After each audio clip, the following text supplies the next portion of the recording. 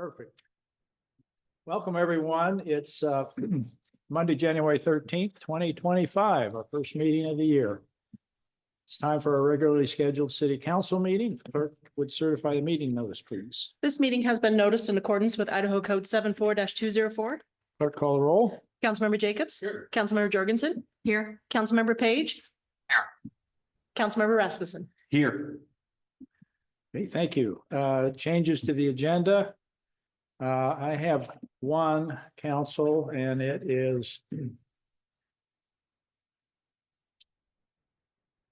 when we set the agenda, I didn't realize that item under new business, item 3 on the second page. This is the code amendments regarding a PUD. We weren't able to get those to the Planning and Zoning Commission in December. And those need to go to the Planning and Zoning Commission before they come here. So they're going to have a work session on that. And we'll let them help us with that before it comes here. So my request is that we remove item I3 from tonight's agenda. Mr. Mayor, Yes. I so move. Okay, thank you. Second. Got a motion and a second. Any discussion on the motion? Hearing none, all in favor, indicate by saying aye. Aye. Anyone opposed? Okay. Next item is the consent agenda. Mr. Mayor, Yes. did you want to do the Pledge of Allegiance? Yes, I did. I right through the, thank you. Next item is pledge of allegiance. I pledge allegiance to the flag of the United States of America and to the republic for which it stands, one nation, under God, indivisible, with liberty and justice for all.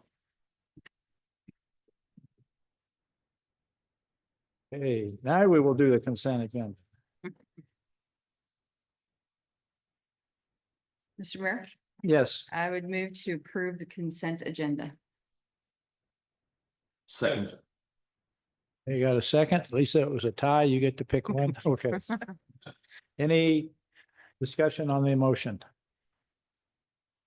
Hearing none, all in favor, say aye. Aye. Aye. Any opposed, nay? Motion carries. Move down to special business. F1 is nomination and election of a council president for calendar year 2025. Council President, I'll turn it to you to run this part. Thank you, Mr. Mayor. Hello, council members. It's time once again to pick the council president, and I would open the floor for nominations. Mr. Mayor Yeah. and Council President, I enthusiastically nominate current Council President James Page to that position for 2025. Okay. I've got a motion Okay. and I've got a second. Great. Any discussion on the motion? Okay, all in favor signify by saying aye. Aye. Aye. Those opposed, nay. Okay, motion carries unanimously. Congratulations, Councilmember Page. Council Thank President. you for the endorsement. It's a vote of confidence, and I appreciate that. Well deserved. That's exactly right. Item F2, these are our annual committee appointments. First one's library liaison. This is a 3 o'clock meeting on the second Wednesdays of the month. You indicated last year that you might be able to help with that if we needed it. Mm-hmm.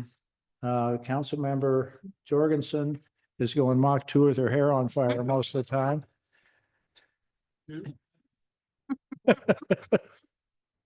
I would happily. Okay, so I'll make that assignment, Okay. and you can contact Lindsay Okay.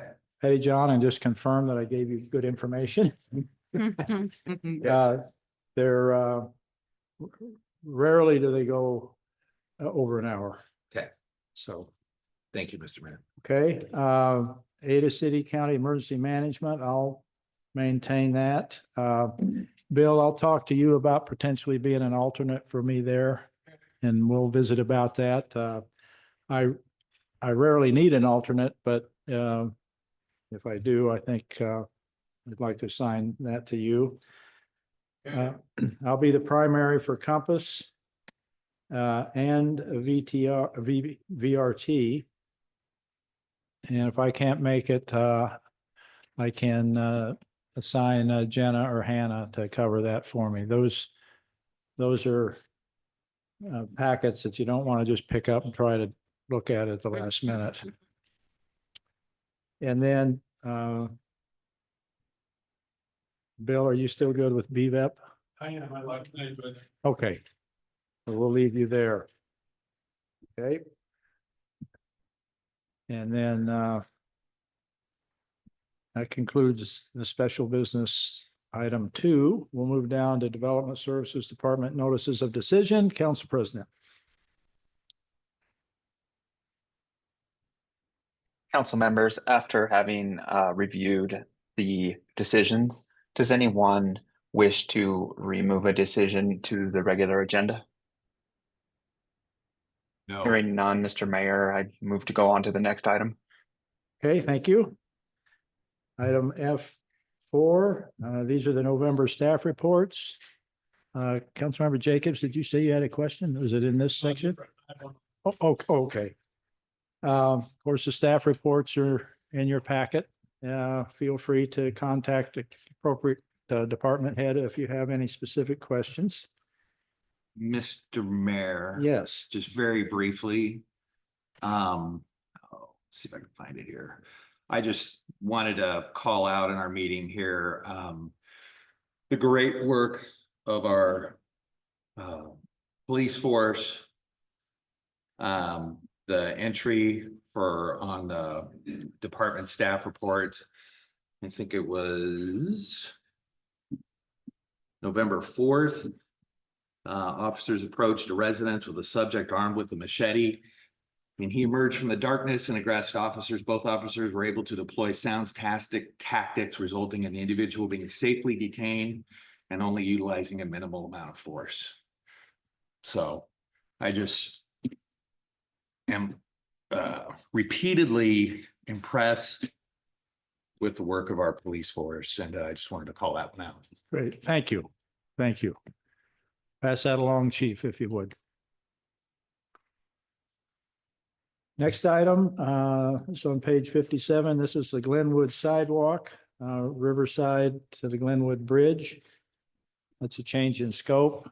We'll have Jen up here for questions. We started, well, first of all, while she's coming up, I've had inquiries and interest in completing that section from the bridge to Riverside Drive for a long time. I can't remember when they started, but it's been probably 2 or 3 terms again ago for me. So anyway, this is something that's been on, of course, on Jenna's radar. And last year, we thought we had an arrangement that was a pretty sweetheart deal for us, I believed. And Jenna kind of referenced that in her memo. And then we had some leadership changes that the memo articulates. And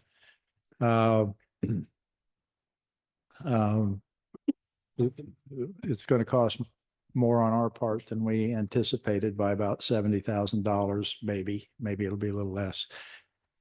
But anyway, my recommendation was to go ahead and initiate the design match and get it designed. And as we start working on our 2026 budget, we can together strategize on how to come up with the other 70. I think it's an important piece.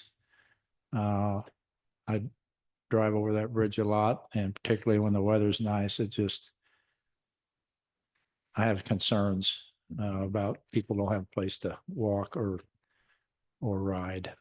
So, Mr. Mayor, is yes, the white then just to the edge of the bridge, so just Yes. past that pond yes, to there? So yes. that- oh. Park. Mayor, Councilmember Jacobs, I'm not quite sure, without referencing it. It's not very far at all. It's a great Less than a building. quarter mile. Just knowing how short it was, just that it was $1.3 million. Mayor, Councilmember Jacobs, the cost really is because of the grade change coming right off of the bridge and not having a location to easily put a sidewalk or a path down. There's gonna have to be some structural work done there, which is, yeah, to get it, yeah, get the transition. So, and even with the change in circumstances, as far as the obligation to the city, it's a fraction of what it otherwise would be down the road. And even though it's a state highway, I think our residents would expect us to do the best we can to get that piece in. A lot of people use it. And there's no risk of that being, there's no plan for the bridge to be widened or anything like that, or that's gonna just be torn out? Not in our lifetime. Well, I know not in my lifetime. I don't know. Maybe you kids will see something there. I don't know. This is kind of a rabbit trail, but I got approached by someone that was a consultant that was hired to try to figure out how to mitigate the congestion on Glenwood between Chinden Boulevard going northbound. And I just asked him right up front, I said, well, is widening the bridge part of the plan? Or is part of the things you can consider? And they said, no, that's outside the scope. And I said, well, then you're wasting your time. You can make the parking lot bigger by adding another lane. But so I don't think it's not in any long range plan I've seen. So, and I don't know if the sidewalk's going to run over to the edge of the right of way or not. We'll see what the design is. It Mayor, that has been the request of staff at this point in time, and there is quite a bit of right of way there, so it would they could be back accommodate another lane. 50 feet or more Yeah. if designed in the initial request. Thank you. Well, sorry, I got rambling, Jenna, and gave your presentation accidentally, but Mayor, you did a perfect job. Thank you. so anyway, are there questions about that? Mr. Mayor, Sure. Director Thornborough. So in reviewing the memo, my concern lies in the operation, I suppose, the operation of how this came about. And my concern is over time, this was originally proposed in a certain manner. The city budgeted a certain amount of money. There were changes within a different, government entity. I'm sorry, I'm not laughing. It just, You know where. it reminds me of the whole thing we done with the core. But anyway, go ahead. And that's kind of why I'm a little gun shy here is, how do we buffer or can we buffer against some of these, where the city in good faith engages in an agreement, circumstances beyond our control. And then we're stuck with the difference in whatever that monetary requirement is. Is there a way to mitigate that? Because my concern, of course, is we're now in 25. This is construction in 29. Probably pretty good chance there's going to be more changes beyond our control between now and then. That could be one difference. The agreement with the Corps, they gave themselves in that agreement the authority to raise the price. I didn't realize that. I haven't read the proposed agreement here, but we can be cognizant of seeing how that particular issue is addressed. And at the risk of being a little naive, I have I have a little more faith if we have it in writing with the state than I do with the federal government, frankly. And um, not much.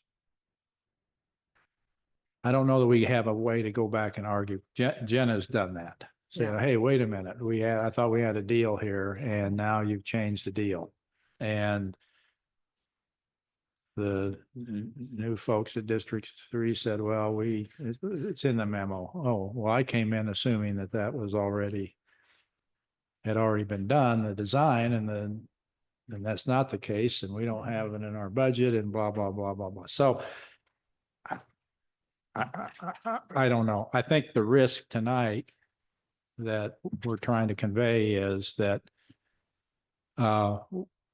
we've got in our budget the $25,000 to do the match for the study. The design. And they're anticipating an 89,000, whatever it was total. I don't know whether they factor in, have an inflationary thing when they factor in for a future project or not. I don't know how they do it. But those are questions we can ask. So the risk we're taking, if you want to think of it that way, is the 25,000. And if the rules change substantially down the road, or if the cost is more, our match becomes more than the city's willing to do, then the risk you have is the 25. Is, Mr. Mayor, is there, are you implying that the way to mitigate risk is a contract or an agreement that would be drawn and executed, a legal agreement such that if the leadership changes at ITD, the city can roll back on an agreement that is executed, that is well documented, and what we've contributed and what they've contributed is clearly delineated? Absolutely. The specific language about what happens if costs go up, I can't anticipate, but Charlie'd have his radar up on that, I'm sure. And but even the 25 is going to be on the basis of an agreement. Yeah. And that's going to be documented and memorialized, of course. And so that'll be we'll get the design done. And then down the road, they're talking about combining it with other projects and,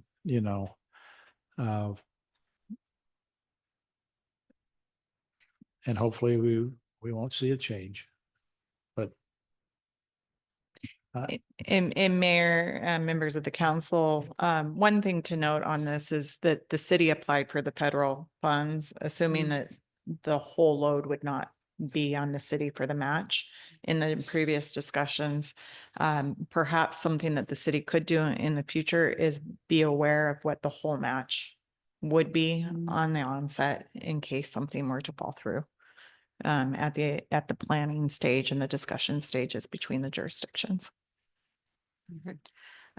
So I, as you may surmise, I am all in for sure, supporting no, I this. get you.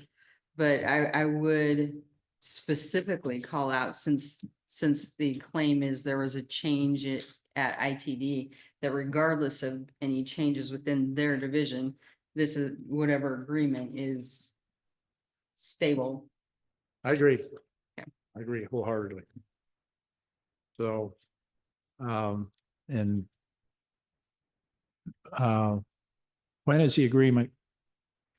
Have we got an agreement to look at yet? Mayor, not yet. It was anticipated that we'd probably have it by now. They're looking to see what they can do on their side to see if they can bring some of those costs down as well. But the city has not received any revised language as of yet. Well, when we get it, it'll go right to Charlie. Thank you. Okay. Thank you. Okay.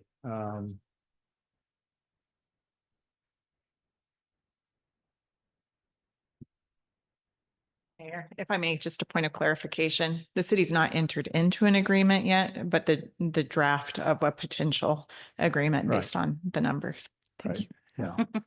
Yep. You'll get to see it when it comes back.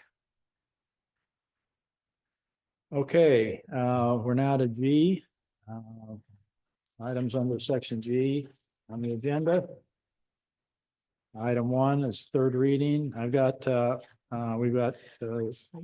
two ordinances with third readings, and I'm going to have Mr. Wadums do the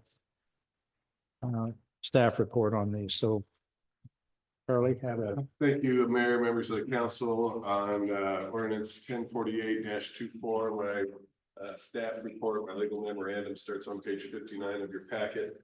And I'll summarize that in a minute. There's also the proposed ordinance for the third reading that starts on page 65 of your packet. And then there's something that we haven't discussed yet, but it's on 105 of your packet. And that's a proposed resolution. So I think that one of the things I'm going to address, we can tackle that by simplifying the code and then adding some of it in, through a resolution. So on page 105, if we get that far, there's a resolution that I've asked that the council pass and adopt. So looking at the changes, this is a third reading. There was a couple particular things that I was tasked with researching last time, and I have done that. And so running through, just summarizing my memo, and I want to do this for the record, just because there are a lot of little changes, and I'd say administrative changes or cleanups on our code. Some of the code that we are proposing that be repealed has been on the books since the 60s, 70s, and 80s, and it's just outdated. And so Ms. Livy, I spent some time trying to clean it up. I know that Ms. Livy worked with the police department on their section, worked with the library on their section, and I think everybody's on the same page. So getting into the specifics, on page 60 of the packet, on page 2 of my memo, our code talks about appointed officers and appointed officials, and I just point out what the difference is. I don't know why we talk about both appointed officers and appointed officials, but we do, and I don't think it hurts anything. But if you're curious on what the difference is, I have it on page 60 of the packet. Order of business, we're taking that out of the code. Our code has for 40 or 50 years always said this is the order of business for our city council meetings. That doesn't have to be in code, and so I think to simplify the process, the recommendation from staff is to take that out. So the order of business does not have to be in code. Our code currently says that there shall be a municipal personnel policy, and we have one of those, but again, code, that doesn't have to be codified. So our recommendation is to take that out of code to streamline things. One of the main changes, then going to page 61 of my legal memorandum, is whether we can change our official newspaper from the Idaho Statesman to the Idaho Press Tribune. Yes, we can. I go through the legal analysis if anybody's interested, but the bottom line is yes, we can change the official newspaper from the Statesman to the Idaho Press Tribune. So that's what staff's recommendation is for this third reading. The issue that I looked up, or I was tasked with last time, is the bonding requirement for appointed officials. And so I start that analysis on page 62 of my memorandum. And there are some outdated Idaho code statutes that we have to comply with. And so we have to comply with code 50-204, 59-804, and 59-805. What 59-804, excuse me, what 50-204 indicates is that the clerk and the treasurer shall post a bond to the city. And if you think about the legislative intent, that's so if the clerk or the treasurer is dealing with the city's money and something nefarious is happening, then the city could take that bond money away. It's insurance, in other words. So it says that Title 50 says that we shall do that. The clerk and the treasurer shall post a personal bond. It also says if the council wants other appointed officials to post a bond, you could do that. You could make the city attorney post a bond. You could make the chief of police post a bond. So that'd be the council's prerogative. If you don't want to do that, though, the workaround is you just determine that our ICRIP policy is sufficient to cover the bonding. I have verified with ICRIP and Carl Erickson, their legal counsel, that our insurance policy is sufficient. I've looked at the wording of the statute, and so my proposed wording, a workaround for this old Idaho code, is then on page 64 of your packet. I bolded what I think the proposed wording should be to work with those Idaho code statutes, again, 5204, 59804, and 59805. So looking at the actual ordinance, then I just want to highlight a couple things. The way this is written is going to result in several sections that are going to be reserved because we're just repealing big chunks. And so that's just going to be reserved for future use. The other option is just to repeal everything and start over. But the way it's drafted right now is it's going to say, well, for example, I can give you some examples, like on page 67 of the packet on section 4 at the top of the page, it says Title 1, Chapter 3. The definitions are getting repealed, and that Title 1, Chapter 3 is going to be reserved for future use, which is fine. You're just going to see in the code there's going to be some sections this is going to say reserved for future use, and that's fine. But just wanted to bring that to your attention. We updated the penalties on page 67 for misdemeanors or infractions. It just basically says that the penalties are whatever the Idaho code says it is, unless we earmark or have a cutout for something. I did want to point out on page 67, down at the bottom where the amendments to 142 are, it says, and I'm recommending we keep this, the code currently says, and we want it to still say, if there's anything that's declared to be unlawful, that's a misdemeanor. And I use that wording in my prosecutions. And so the recommendation is to keep that wording in, and that's on page 67. Page 68, we're specifying that our council meetings are going to happen here at this building, 601 North Glenwood. The code says, the Idaho code says you're supposed to determine or designate where you're going to have those. And so we're just, again, trying to comply with the Idaho code. Page 69, ordinances of the city. We're just saying we're going to pass them as we're required to pass them by Idaho code and cut out all that other stuff. If people have questions about how to pass ordinances, look at Title 50 of the Idaho code. That's what we're going to do. Also on page 69, this is one thing that I should make a record of. One thing, this is your appointive city officers then. Some positions have to be appointed, like the city attorney has to be appointed, the city clerk has to be appointed, the city treasurer has to be appointed. The rest of these can be appointed as the mayor and the council determine. So what's been determined, number one, is we're consolidating the clerk and treasurer by title because it has been one person for years and years. So we're just cleaning up the code to say city clerk treasurer is one position. We are getting rid of the city administrator position. We haven't had that since Jim Kruger worked here maybe 10 years ago. So we're cleaning that up. And we're adding development services director as an appointed city officer. So that would mean that at the next council meeting, we would appoint Ms. Thornborough, appoint her to her position. Page 70 on 162, we had a detail of how to the terms of officers and removal. Again, we're just saying we're gonna appoint and we're gonna remove pursuant to Idaho code. So that is Idaho code wording, just cut and paste from Idaho code. Page 70 on section 13 is that bonding requirement that I just mentioned. So I think that's how we can comply with the Idaho code and not make Lisa post a $1,500 bond. $50,000 bond, excuse me. Twice, because she's got two things. Going through, and that's about it. There was some conversation on page 72 about what the powers and duties of police officers should be. And so staff is recommending it just say that police officers have the power as provided by the US Constitution, the Idaho Code, and the Garden City Code. So I don't think we need more detail than that. One thing we took out is you can see appointment of volunteer code enforcement officers. We don't use, the police department does not use volunteers for code enforcement officers anymore. I think that's probably a good decision. Volunteers are great. We can use them elsewhere, but not being code enforcement officers. So we're just striking that out. We are combining elections, initiatives, and referendums into one section. That's on page 73. Also on page 73, here's the code amendment saying we are going to call the Idaho Press Tribune our official newspaper.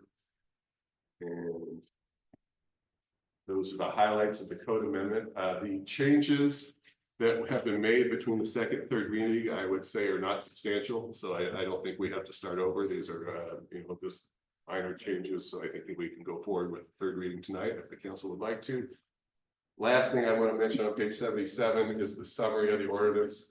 I am gonna recommend one line on here, and it's for the Idaho Statesman. So I'm gonna recommend we add one line in the summary that says, one such update is changing the official newspaper from the Idaho Statesman to the Idaho Press Tribune.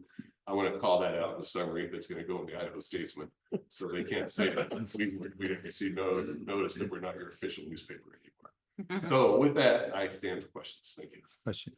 Just a clarification, maybe for the audience, if we all understand it, we're moving to the Press Tribune because they have a higher circulation than the Statesman does. Mr. Mayor, Yes, just a small thing. Somebody could correct me, but I believe, historically, for those of us that are long-term Idaho residents, we remember the Idaho Press Tribune. At some point, they had a name change. The official name is now just the Idaho Press. you're correct. You're correct. It's just I stand corrected. in the proposed ordinance in section 23, so page 73 of the packet. We call it the Idaho Press Tribune, but earlier in the proposed statute, it's correctly labeled as the Idaho Press. So just recommend a little cleanup on that. Mayor, Council President, I would be happy to make that change on page 73 of the packet, just to read Idaho Press. I did not realize they went through a name change. Thank you, Council President. Mr. Mayor. Yes. So I was just one question on that newspaper thing. Just newspapers are going away, right? So do we have to name a specific newspaper or can we use online? I mean, I could see in 5 years, Idaho Press not existing anymore as a print format, it'd be digital. We're gonna have to do notifications on X or something. I mean, and so I didn't know. Can we do it online, or is it as long as there's a print newspaper, you have to do print? Well, Mayor, Councilmember Jacobs, the issue is because the Idaho code requires it. And it's probably an Idaho code statute from the 60s or 70s, way before. So state code requires. So, but we're waiting for the legislature to amend their code so we can do away with that requirement. Right now, the Idaho code says the municipalities shall designate by ordinance an official newspaper. So that's why we're doing Well, that'll be like that for a long time then. Okay. the thing with noticing. I mean, some people say, why are we having to notice in the newspaper? Why can't we just do it online? The answer is because the Idaho legislature says so. Gotcha. All right. I just clarification. Yeah. We'll change it upon that time. Well, Wendy's going to fix that. Yeah. Wendy. Thank you. Yes. Mr. Mayor, Mr. Roddams, are we going to have a separate discussion about the bond, or is this the appropriate time? Mayor, Councilmember Jorgensen, I think we could talk about it now. I was going to talk about it specifically when we get to that proposed resolution 1194-25, but if you have any questions, I think that would be an appropriate time. I'm happy to wait because you may preempt my questions. But I think to try to answer your question, I think ordinance 1048-24 and resolution 1194-25 should either both be passed together or not passed at all. I think they go part and parcel with each other.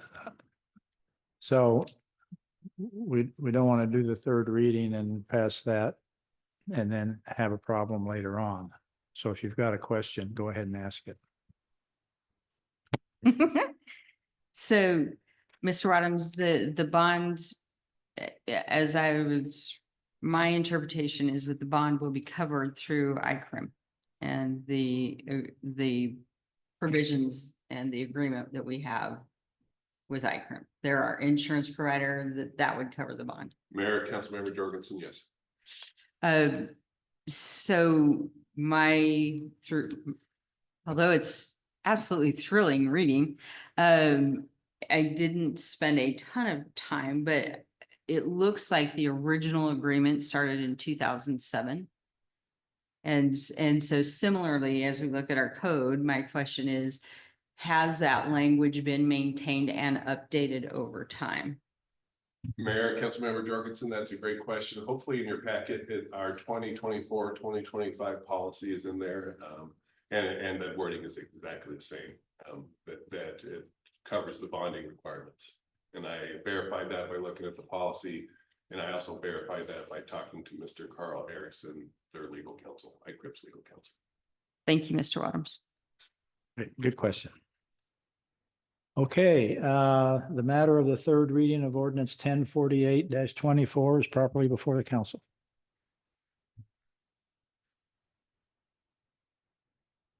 Mr. Mayor, Yes. I would move for the third reading of ordinance 1048-24 by title only.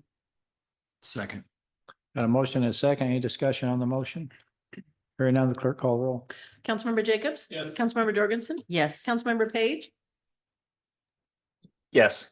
Councilmember Rasmussen? Yes. Third reading ordinance 1048-24, an ordinance of the city of Garden City, a municipal corporation of the state of Idaho, amending or repealing Garden City Code Title I Administration, Chapter 3 Definitions, Chapter 4 General Penalty, Section 1 General Penalty, Section 2 Applicability Provisions, Chapter 5 Mayor and City Council, Section 2 Meetings, Section 3 Quorum Attendance of Members, Section 4 Order of Business, Section 5 Ordinances of the City, Chapter 6 Municipal Officers and Employees, Section 1 Appointed City Officers, Section 2 Term of Office Removal, Section 4 Official Bonds and Oaths, Section 5 Municipal Personnel Policy, Section 6 Duties of Municipal Officers, Chapter 7 Initiative and Referendum, Chapter 8 Police Department, Section 1 Police Department Established Personnel, Section 2 Appointment and Terms of Officers and Members, Section 3 Powers and Duties, Section 5 Reserve Police Officer Restrictions, Chapter 9 Miscellaneous Municipal Provisions, Section 1 Municipal Election Precincts, Section 2 Official Newspapers, Section 3 Municipal Depositories, Section 4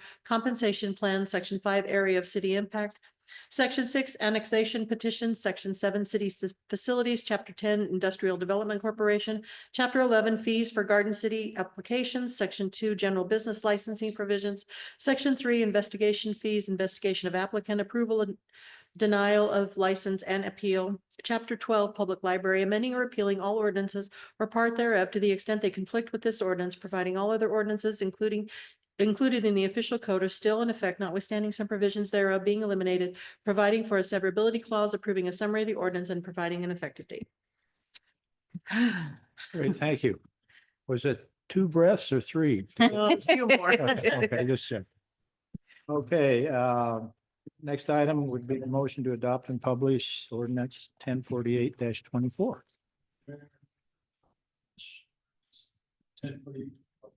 I'd second. A motion and a second. Any discussion on the motion? Hearing none, the clerk call roll. Councilmember Jorgensen? Yes. Councilmember Page? Yes. Councilmember Rasmussen? Yes. Councilmember Jacobs? Okay, motion carries. Next item is item G3. This is a third reading on ordinance 1054-24. Mr. Wadums. Thank you, Mayor and Council. There's a memorandum in the packet and there's also a proposed ordinance wording. I'll go from memory on that one. What the issue that I was asked to research last time from the mayor during the second reading was what kind of mayoral authority is allowed or permitted through the Idaho Code. So I researched the Idaho Code, and the Idaho Code distinguishes between permanent boards and temporary boards. And it says that permanent boards, committees, and commissions can be made by the mayor, but confirmed with the consent of the council. So he does not have uniform authority on that. Also, the council can appoint boards, committees, and commissions under the Idaho Code. So if the council ever wants to appoint a commission, you can, a temporary commission for sure. So we've made that change. It's just basically adopting the wording again from Idaho Code. One of the things we're also changing with the library board of trustees is we're just simplifying that wording, and we're just saying this is our Idaho Board of Trustees. We need an ordinance because it's a permanent board, right? It's a permanent board. So we say by ordinance, this is our library board. Library Board of Trustees is going to do what the Idaho Code tells them they're going to do. And then we pretty much leave it at that. So again, it's a cleanup to bring the code current, clarify what the mayor's authority is on boards, committees, and commissions, and clean up the Library Board of Trustees. And so I would recommend a third reading and adopt and publish. And with that, I stand for any questions. Questions? Mr. Mayor. Yes. Mr. Wadums, you mentioned in their ad hoc committee, Mhm. and I couldn't recall if we have any ad hoc committees, or we've had one since I've been on council, what are examples of an ad hoc committee? Okay, so Mayor and Councilmember Jacobs, ad hoc is Latin for temporary, basically. So ad hoc or temporary. So that they're interchangeable with. Right. Yeah, so the mayor can appoint an ad hoc or a temporary committee without the consent of council. Any other questions? Okay, third reading of 1054-24 is properly before the council. Mr. Mayor. Yes. I move for a third reading of ordinance 1054-24 by title only. I would second. Got a motion and a second. Any discussion on the motion? Hearing none, clerk call the roll. Councilmember Page, Yes. Councilmember Rasmussen, Yes. Councilmember Jacobs, Yes. Councilmember Jorgensen. Yes. Third reading ordinance 1054-24, an ordinance of the city of Garden City, a municipal corporation of the state of Idaho, amending or repealing Garden City Code Title II, Boards and Commissions, Chapter 1, Parks and Waterways Committee, Chapter 2, Library Board, Chapter 3, Garden City Arts Commission, amending or repealing all ordinances or part thereof to the extent they conflict with this ordinance, providing all other ordinances included in the official code are still in effect, notwithstanding some provisions thereof being eliminated, providing for a severability clause, approving a summary of the ordinance, and providing an effective date. Thank you. Item G4, motion to adopt and publish ordinance 1054-24. Mr. Mayor, Yes. I so move. Second that. Okay, I've got a motion and a second. Any discussion on the motion? Hearing none, clerk call the roll. Councilmember Rasmussen, Yes. Councilmember Jacobs, Yes. Councilmember Jorgensen, Yes. Councilmember Page. Yes. Okay, thank you.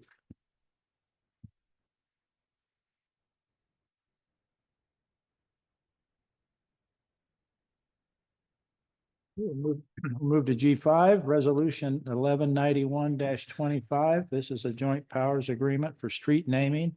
This is an exciting one, Ms. Thornborough. Mayor, members of the council, thank you.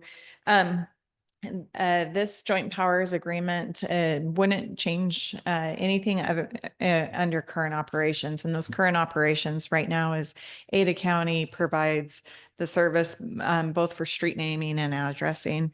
The city staff has made sure that the city could weigh in both on addressing, and we already do weigh in on street names through the subdivision process. And there are some benefits for the city to give that over to the county.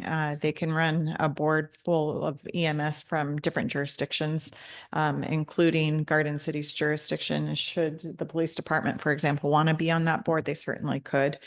And then there's some consistency with the street naming and the addresses if it's run through one jurisdiction.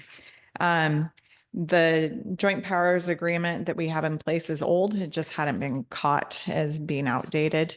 And so it's just making sure that there's a current agreement in place for that effort. I stand for any questions. Thank you. Any questions? Okay, what's the pleasure of council? Mr. Mayor, Yes. I would move to approve resolution 1191-25. Second. Got a motion and a second. Any discussion on the motion? Hearing none, clerk call the roll. Councilmember Jacobs, Yes. Councilmember Jorgensen, Yes. Councilmember Page, Yes. Councilmember Rasmussen. Yes. Right, thank you. Motion carries. G6, this is resolution 1192-25. This is relating to surplus property.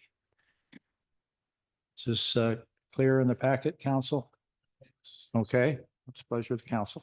Mayor, move we approve resolution 1192-25 with this resolution of surplus property. Second. Got a motion and a second. Any discussion on the motion? Hearing none, the clerk call the roll. Councilmember Jorgensen, Yes. Councilmember Page, Yes. Councilmember Rasmussen, Yes. Councilmember Jacobs. Yes. Thank you. Motion carries. Item G7, resolution 1193-25. This is regarding destruction of public records. Again, that's in the packet. That's a statutory compliance based on statutory authority. I'm sorry. Mr. Mayor, I move to approve resolution 1193-25, the destruction of public records. I would second. Got a motion and a second. Any discussion on the motion? Seeing none, the clerk call the roll. Councilmember Page, Yes. Councilmember Rasmussen, Yes. Councilmember Jacobs, Yes. Councilmember Jorgensen. Yes. Thank you. Motion carries. Item V8, Resolution 1194-25. This is determining the bond for the clerk treasurer. Mr. Wadums, do you think you need to clarify anything with this? I can just, thank you, Mayor. Just briefly, I put the entire ICRIM policy for 2024 and 2025 in your packet. That's starting on it's 100 pages. It's starting on page 107. I just thought maybe the council wanted to look at the whole thing. I mean, this is our whole insurance policy. It covers, I can tell you what it doesn't cover, and it doesn't cover any land use claims. So that's land use claims. So we're on the hook for that. Our insurance doesn't cover it, but this is the policy that says if there's any bonding requirements, this insurance policy covers it.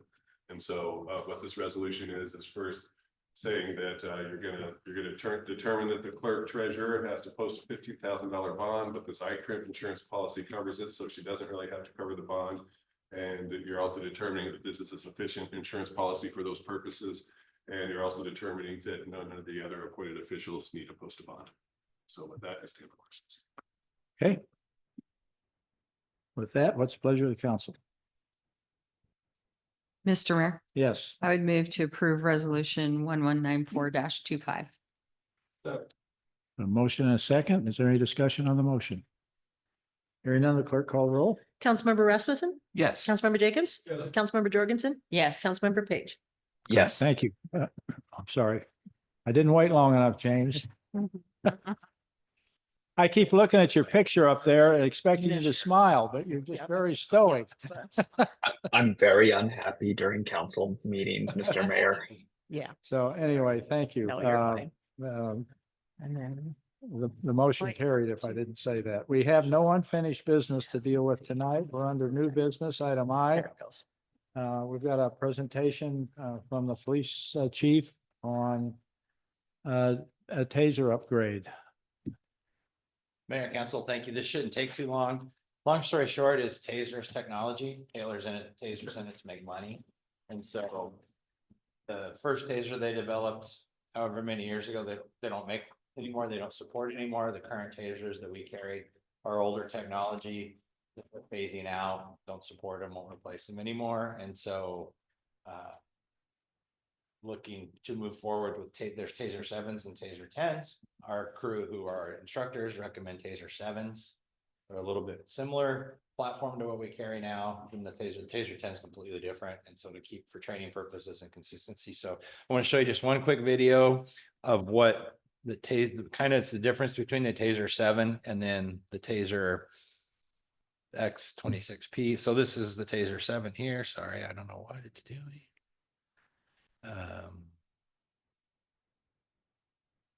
They can explain it better than I can, so I'm just gonna show you.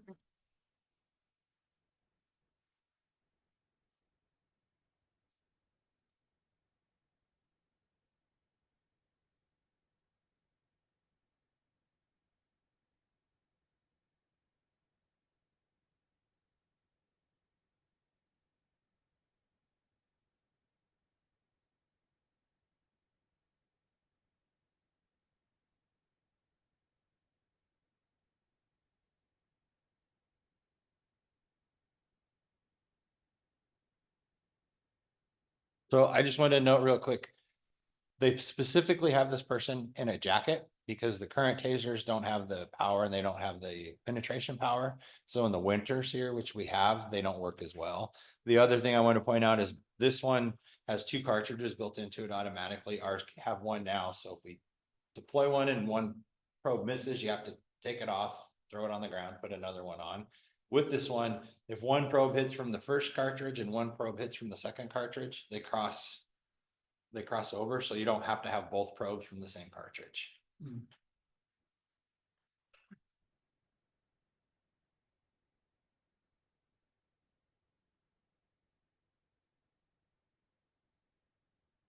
One's on the bottom row we carry now.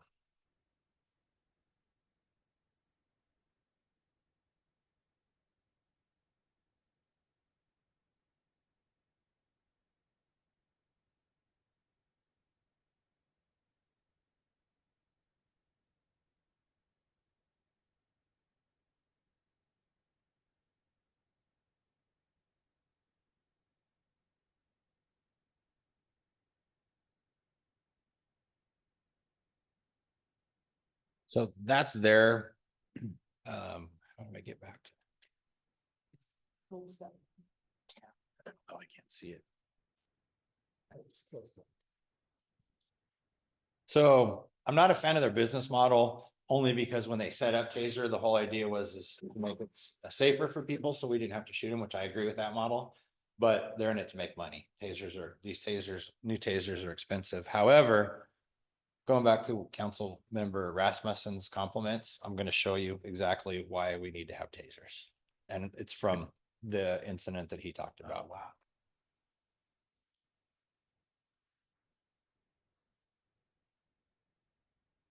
Oh.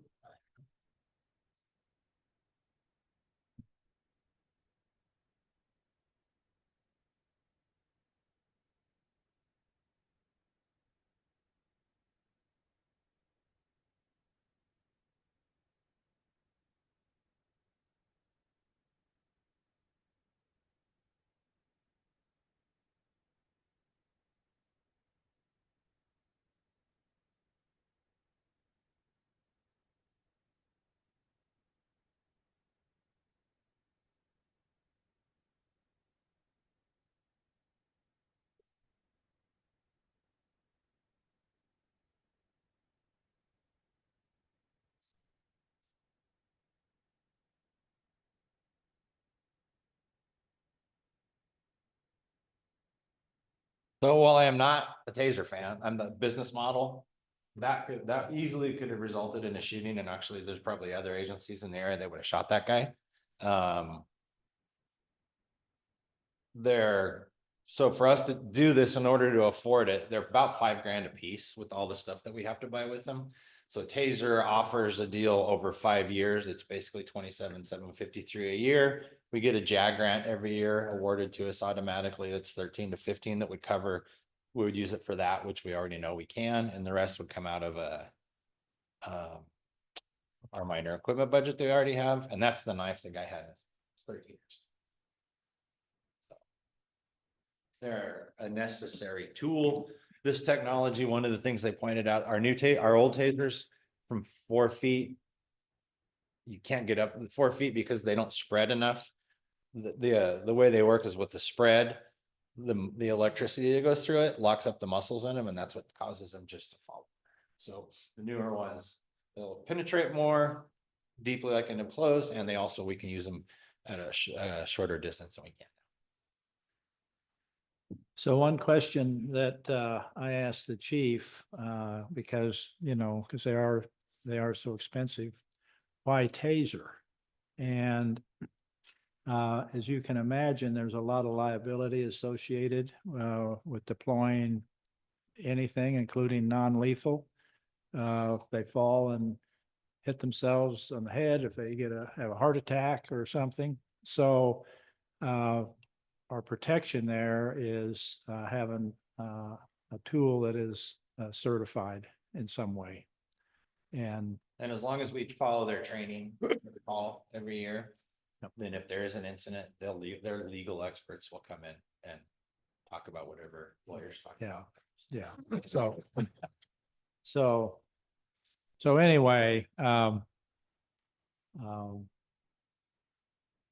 it's there's a 5-year contract. I had the chief go ahead and execute it, but there's an appropriations clause, so the council would have to approve that annually through your budget process. So you're not obligated beyond that. We saved 15%. They increased 15% every year automatically in January. Yeah, so that was one reason. Yeah, so that's why we did it for they helped. It's right now, $750 a piece, difference in price. So anyway, my plan would be to potentially put out through ICOPA for smaller departments if they want to buy our old ones. I don't know if I can or not, but I will try. So that's how we did. We selling one of our Kawasaki motorcycles that no one. It's 2012. They bought it from us through ICOPA. They're going to. So we're 3 years away from these current ones being. Isn't that right? That they won't be supported after another 3 years. So to transition and get enough new ones for everybody, then. Yeah. I think we buy 28 of them. Is that Yes, what sir. we're like? Yeah, we, yeah. 27 sworn and Connie carries one. She's Yeah. our Yeah. code enforcement. Mr. Mayor, Yes. Chief, quick question. Yes. So they have a laser 10. Taser 10? Yeah, taser 10, Yes, sir. excuse me. Taser 10. So is this, are we gonna see a planned obsolescence with the 7? Are they gonna afford, and it is their business model, are they gonna move us to the 10 in short years, or is this 7 a brand new model? The 7 as well? I think about 3 or 4 years old. The Taser 10's pretty new. The X26, the X26Ps that we've had for probably 8 or 9 years, so. But they got legs, They do that, but usually after about 5 years, they quit supporting them, so we can't send them back to have them repaired, we have to replace them, and so what Taser is doing with the X26 is, before they. Phase them out, they raise the prices every year to get them closer to what a Taser 7, because they don't want to support the old technology. so those, but you don't see these being supported for that one. I think, if I had to guess, just based on the previous models, we're good for another 8 to 10 years. And given that this says Idaho, will it go through like a car? It can. It depends, honestly, and versus so, a Huffy coat? yes, sir, yeah. Yes, sir. Mr.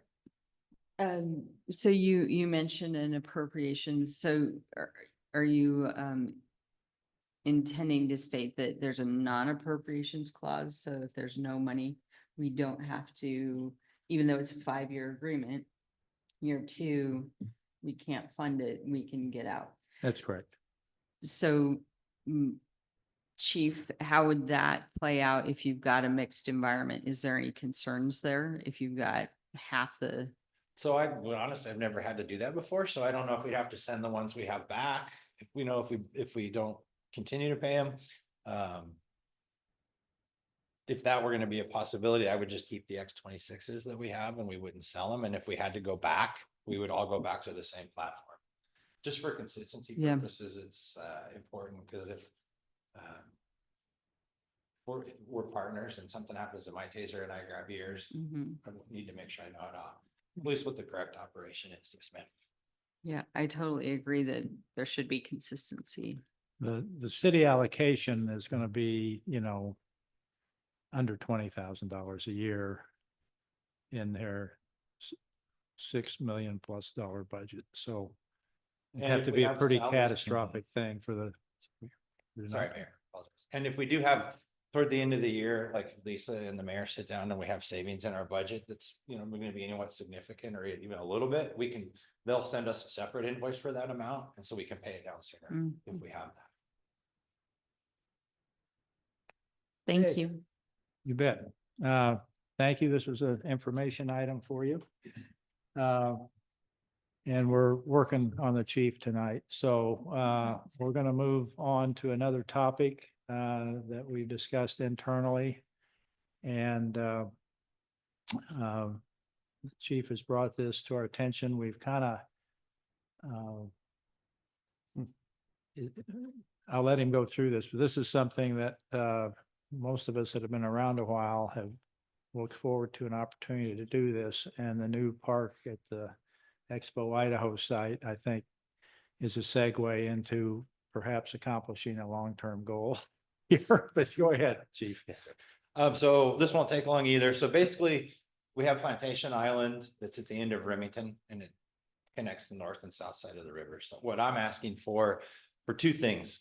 So the new park is going to create a lot of extra traffic, but more importantly, the soccer fields and the sports fields they want to put in. I don't know if you guys have ever been to Columbia Village when they have a soccer tournament out there. It is insane.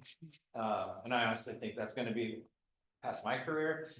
They're going to have to, when that goes in, the city is going to have to consider 24/7, 365 parking permits for the residents that live there, because some of the people at the county are like assuming that people will just park in the big parking lots in front of the fairgrounds and walk. And I can tell you from experience, people park as close as they can first, and then they fill out. So I'm asking for, and I'll show you the island, and I'll show you, I've got some maps that it's easier to explain. I just wanted to kind of brief with what we have. So basically, you'll see here, the existing South Bridge. I'm gonna go over here. Sure. The other thing I've learned, and help Jenna and I, she helped me with this, is we all, when I started, basically, Remington right now goes all the way down into here and it dead ends. Well, all of Remington is actually county property.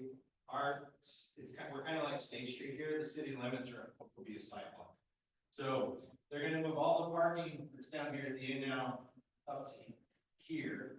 And then where the bridge comes across right now, the county park plan is to put in a food truck place and a park for kids, little for kids. So the bridge is gonna dump right in the middle of their new park. This is kind of without all the geography or the topography. It just kind of explains where it's gonna dump into.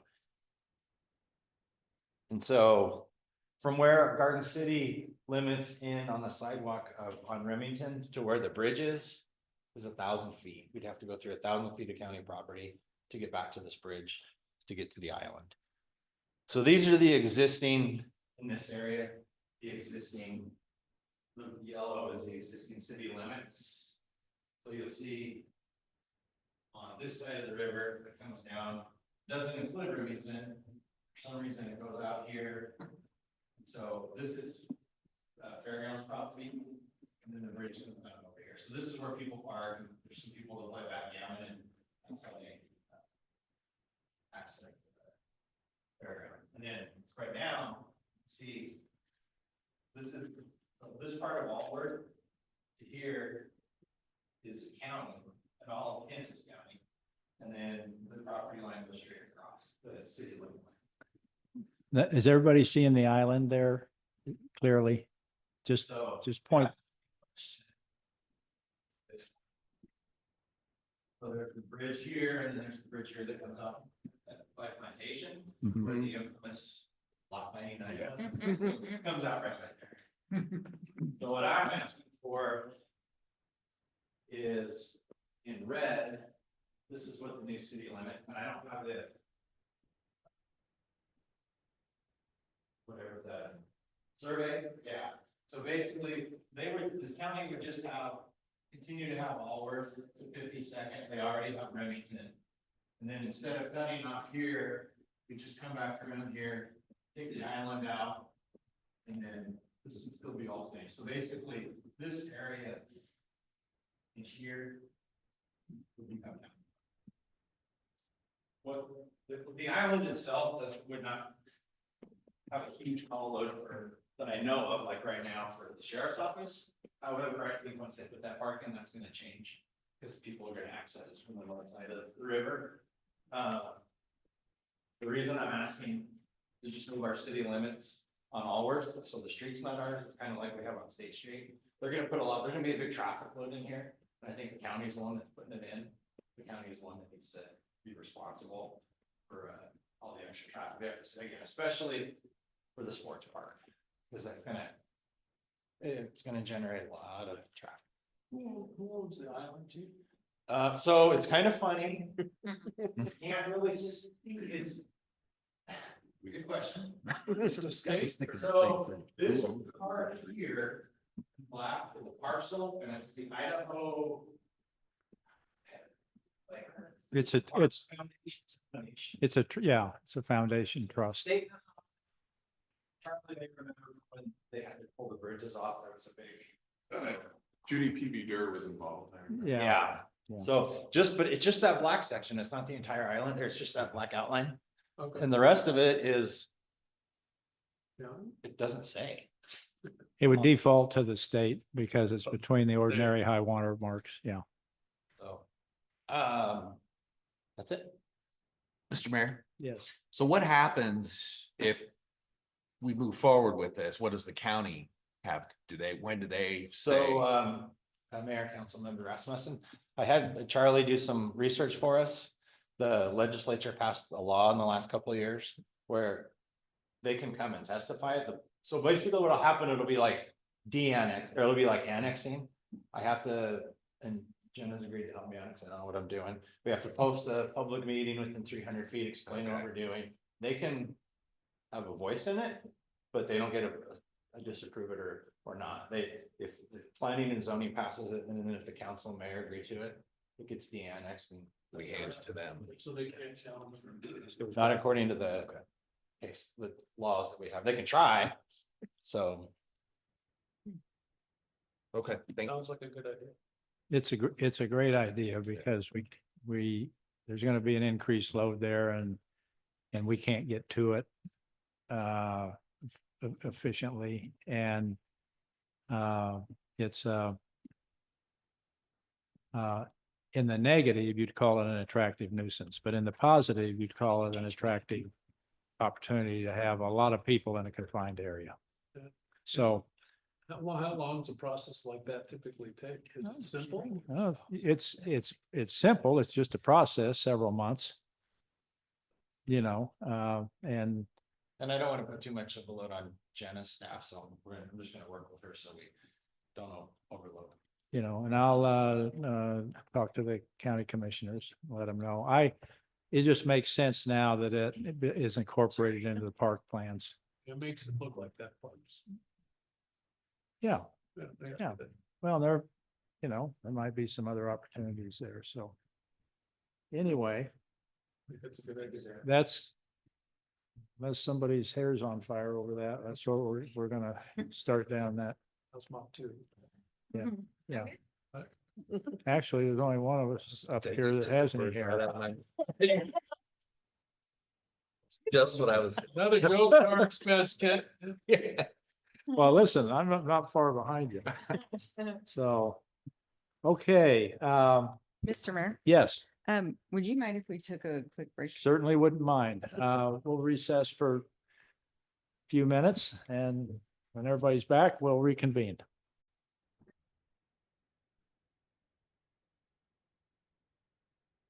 Okay. I like Colin, how he does that. Makes me know I can proceed. Okay, we're in item I, 2, which is continuation of a work session on CPA FY 2024-4. Code text amendments.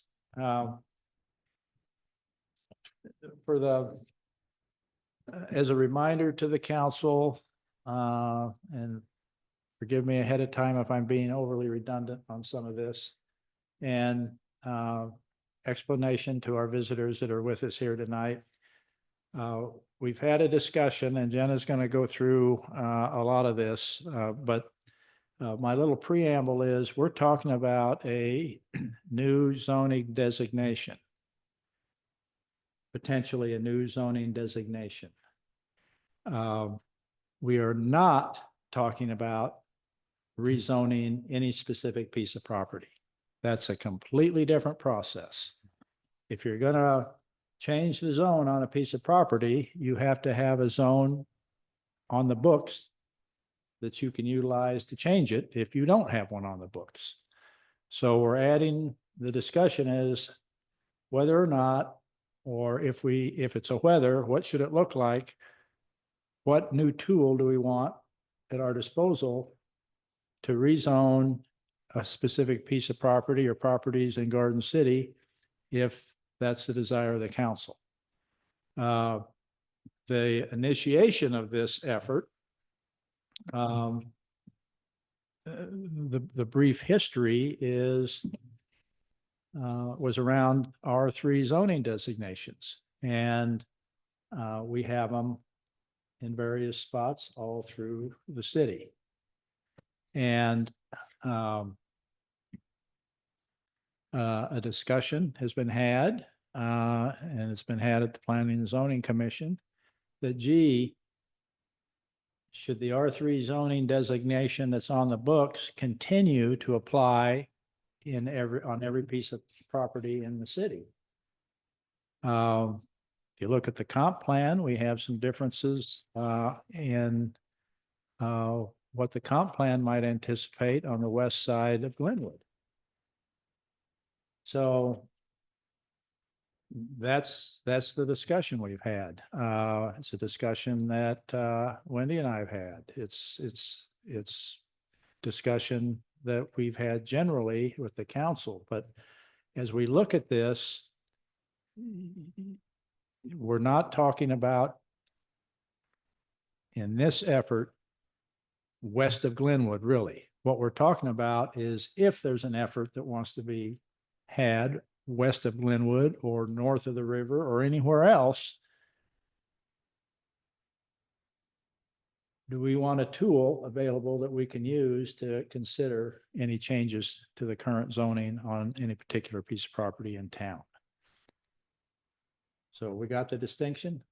Right now we have R1, R2, R3, C1, C2. We've got an industrial zone. So those are all on the books. And at some point in time, when the property west of our current city limits comes in to be annexed, or the ITD property, then the council gets to decide what zone you're going to attach to that property. If at some point in time you take some piece of property that is currently zoned one thing and you think it's more appropriate because of the passage of time, the makeup of the city, the comp plan as it currently exists, all those things that it needs to be rezoned, then you pick from the zoning authority you have with those designated zones that you've adopted, and you assign one of those zones to that piece of property. So we're picking out, we're talking about adding another tool. So we are referencing it as R3L. And there's nothing magical about R3L other than it's not R3. Mhm. It's it would be a different zoning designation. So want to make sure we don't get that confused, because we have a number of residents that are interested in what can happen in the future. And those that are expressing that interest right now happen to reside west of Glenwood, south of the river. And that's kind of been the genesis of this. But I don't want people to misconstrue that creating a zoning designation changes anybody's zone, because that is a separate process that requires its own set of hearings. So said a different way, basically, if we move forward with this, we're just putting the words in our code that R3L, if we move forward, exists as an option. But if you look at a map, it's still going to look the same after this process is done. Yes, and changing the map is a separate process. Right. Okay. Gotcha. Gotcha. Okay. So with that, Jenna, Thank get us you, up Mayor. to speed. All right. Thank you. Introduction actually took a part of what I was going to say, which is great. So thank you for that great introduction. At the last time that the council met, we had another work session on what we're calling the buffer code amendment for Title VIII. And that's just making sure that buffers between perhaps adjacent zones or adjacent uses are developed to direct development to be most compatible when they might not be the same use or the same zone. At the last meeting that this was discussed, we discussed a lot about the appropriate zoning districts as the mayor introduced. And where we left it is we had been talking about this R3L designation and looked a lot at what different densities looks like, or what different heights looked like. And this is the zoning map, and it may be kind of hard to see, but this really, kind of canary yellow is the R2, where the more mustardy yellow is the R3 zoning district.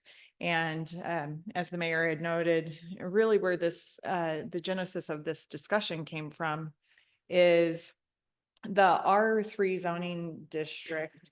There is some desire from residents that are south of the river, west of Glenwood, to reduce to reduce the allowable density, as well as look at reducing the height. In the past, up until 2015, the height was capped at 45 feet. And there's been a request to even look at maybe making that 35 feet.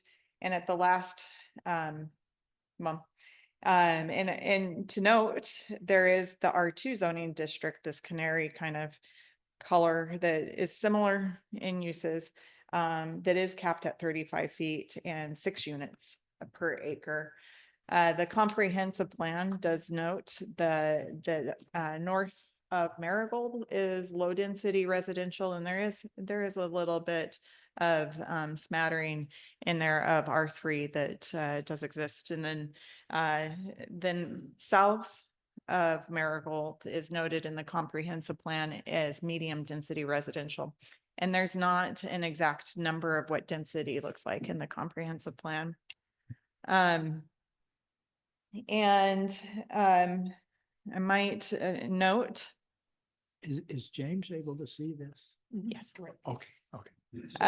This might be a little bit easier for conversation's sake. And we can turn on an aerial if we want to behind these images. If anybody wants to go to these images throughout the discussion, please let me know and I can pull this up. This is the R2 zoning district that's currently that currently exists. And then this is the R3 zoning district. And you can see the city limits in this kind of green color. And again, I can go ahead if anybody would like and Jenna, pull up point out City Hall just to orient everybody. this is City Hall right Okay. here. So here's Glenwood, the river, city limits here, city limits here, city limits here, Chinden Boulevard. And again, I can certainly zoom in and out of this if anybody wants to look at anything in particular. For example, it might be helpful to see, you know, in the R3 zoning district, what is already kind of developed or what perhaps isn't part of the R3 or the R2 zoning districts. And with that being said, I'll go back to the presentation. Just know that that tool's there if anybody wants to look at that. After the last meeting, staff worked on perhaps what another option might be. So there might be the option to identify a new zoning district, or there might be a transition buffer. This was something that was kind of thrown out initially as it went, as this ordinance has gone through the process, but staff wanted to explore a potential of this with you again tonight, or with you for the first time tonight as the city council. And potential language there is a maximum height of a structure adjacent to the R2 or the R3L zoning district, should you move forward in adopting something along those lines, be no greater than 35 feet in height. And so what that would do is here you have the R2. And so anything that would be adjacent to that R2 zoning district, whether it's in the C2 zoning district, R3 zoning district, or whatever it may be, then that first tier of development would be capped in height with some caveats. And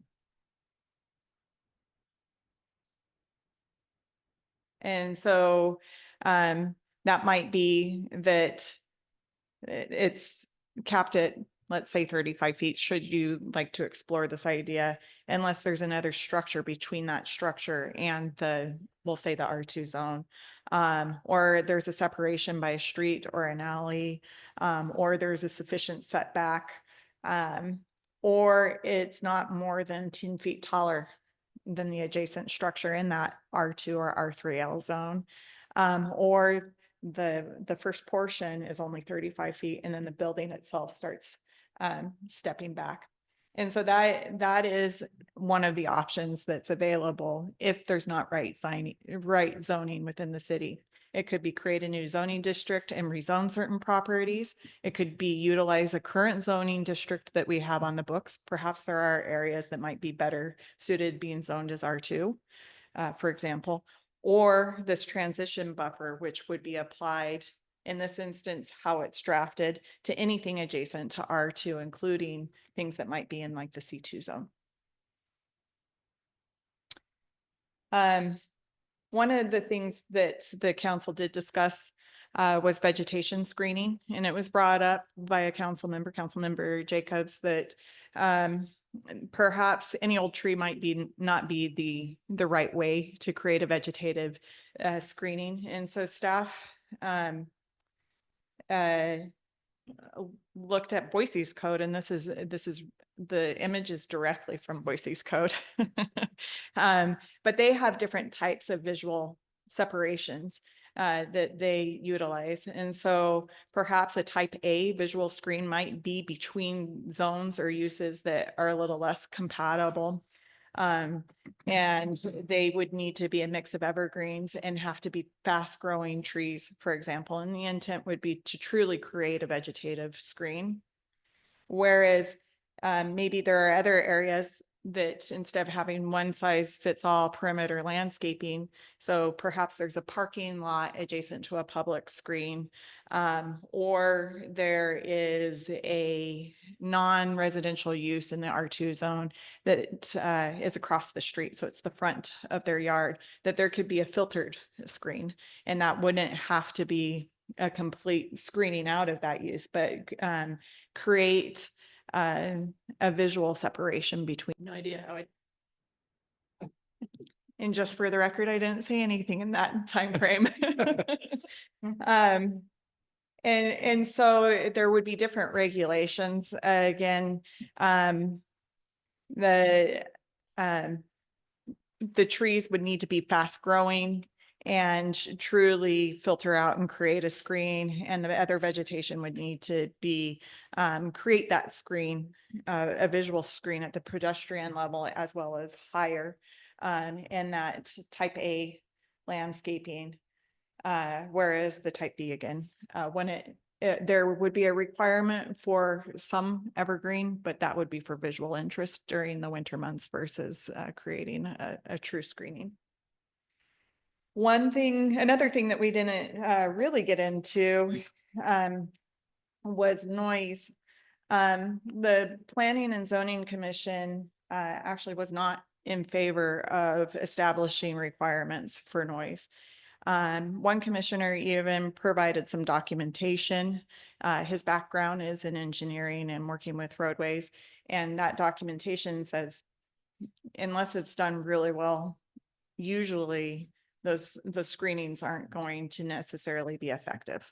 And I think that many people probably have examples of from their house, they can hear something a mile away if it's a big venue or whatnot. And so that the noise is an interesting one. And another reason that the Planning and Zoning Commission was not in favor, or something that was talked about, maybe it wasn't the specific reason, is the city has looked at noise over the years, and it may be very hard to implement or administer.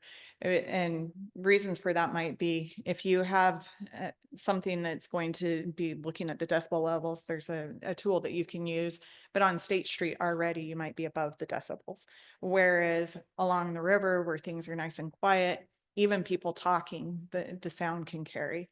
And so for those reasons, they were not, right, those were the things that were discussed, and they didn't end up being in favor of requiring physical improvements to address noise.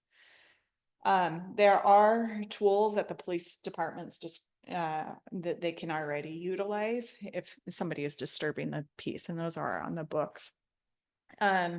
Just as I know, there is just post fact some language that is in the ordinance that could be removed if you are not in favor of having a noise ordinance.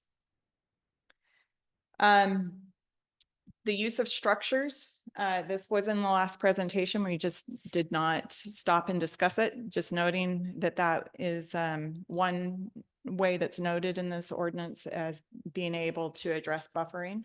And that's using another structure or a smaller structure to buffer the uses. And this is actually a development that's in Garden City and how they buffered their adjacent neighbors, and that was by installing garages that were 1 story to shield the view from a 3-story.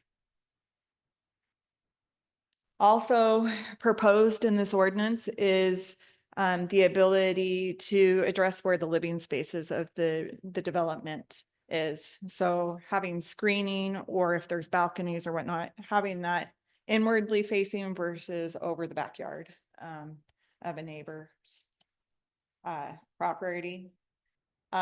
Window placement or opaque windows is another way to address buffering, and that ability for buffering is drafted into this ordinance, as well as regulations noting that light trespass should not occur.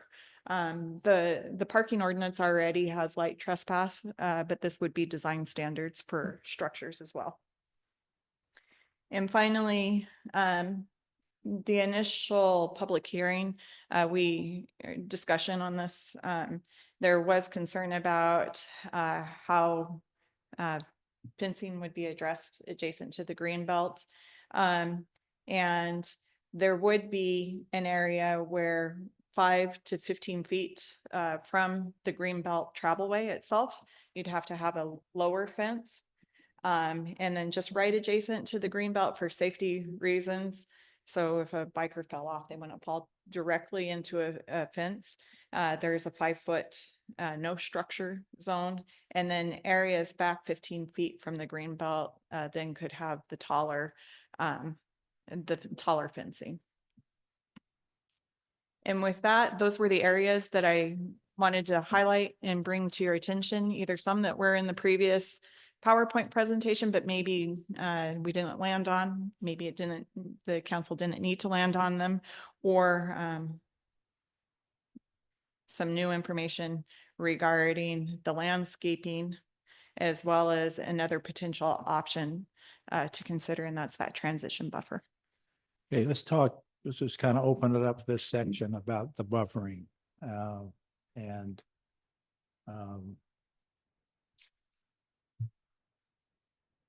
is this all capturing what we talked about? We've got some new information, some different examples, i.e. the Boise Code, for example. Yes, Bill. So you have to look at the specific property. So we have different types of buffering. We have natural, we have screening, we have buildings. But I wouldn't imagine, like, for instance, if the Strawberry Glen, the buildings, we put the garages on the outside, and there's enough distance between the multifamily housing and that. But if the property is not that big, and we have some pretty small infield lots, having the housing right next is not going to do much, right? I mean, is there a rule of thumb of what the distance has to be between the housing and the garages per se as a building buffer where it is actually effective? Because if they're too close together, it's just going to rise above those buildings. You're going to look right over them and down.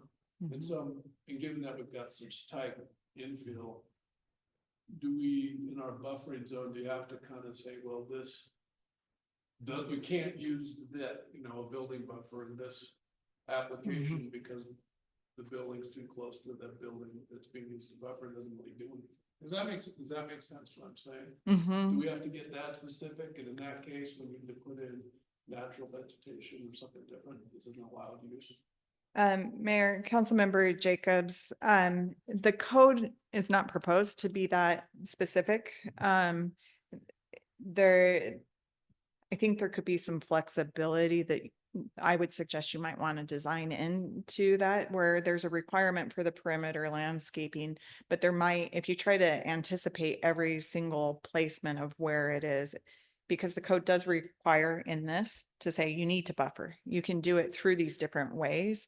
And if the intent is to utilize the garage, let's call it that example, as a buffer, but then it's too close and you could see it over, then I would think out of the required findings, you would say you're not adequately addressing what you're required to do through providing the buffer and the privacy. Well, the reason I ask is because Charlie inevitably will say, well, what's your objective standard for what is too close to be able to see over? And in our code, we have to go look at some standards that said if you don't have a minimum of this far, you can't use the garage, right? Because it's objective, you're either that far or you're not, right? Versus, well, I use the building, well, you're too tall over the building and look right over it. You know, that's, you're using an objective standard to tell me no. I mean, I'm just kind of thinking in my head, listening to Charlie saying it's not enough. So do we have to add that objectivity to it? Says, and I think we do, because then we can deny the application because, you know what, your building's too close to the garage. It's gonna look right over the garage. You need to have this much distance. We need to use one of the other forms of buffering as an example. Just a food for thought. Mayor, Councilmember Jacobs, I am looking for, here, maybe this will work. So the current, and I don't disagree that it needs to absolutely be objective. But I wanted to just point out what the code currently says.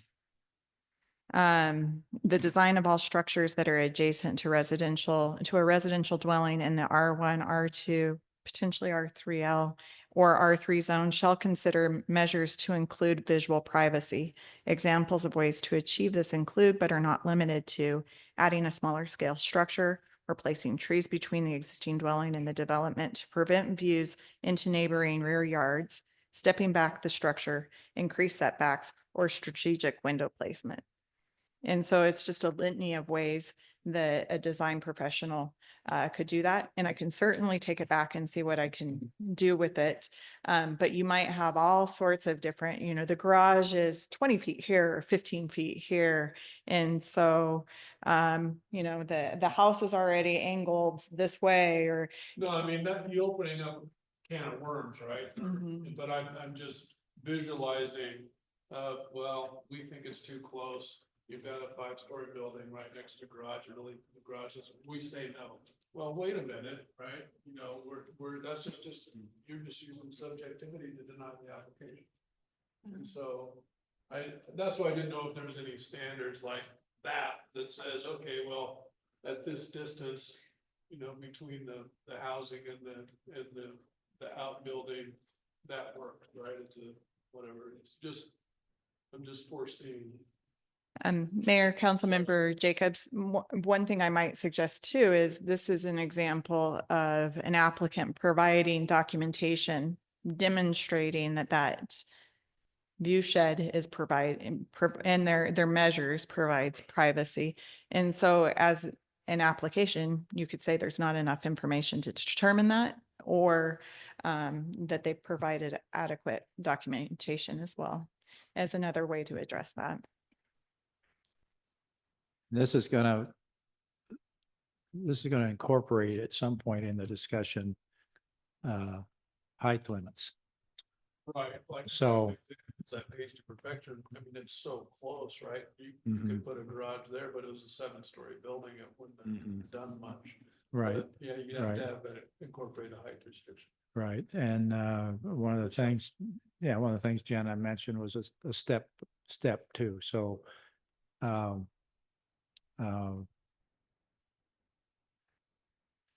the burden on the applicant to demonstrate that site view and maintain the privacy either in some fashion, Yeah. If you You had know. a height, I think you solve that.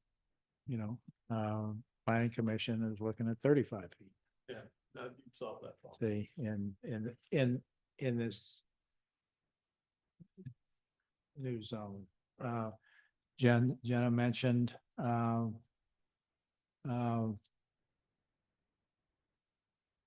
regardless of what we come up with to coin the identifier R3L, there may be some properties that should be rezoned R2. And, you know, for conformity either with the comp plan or, you know, we have a little bit of the luxury of a little time on this because of our sewer capacity issues south of the river, west of Glenwood. So the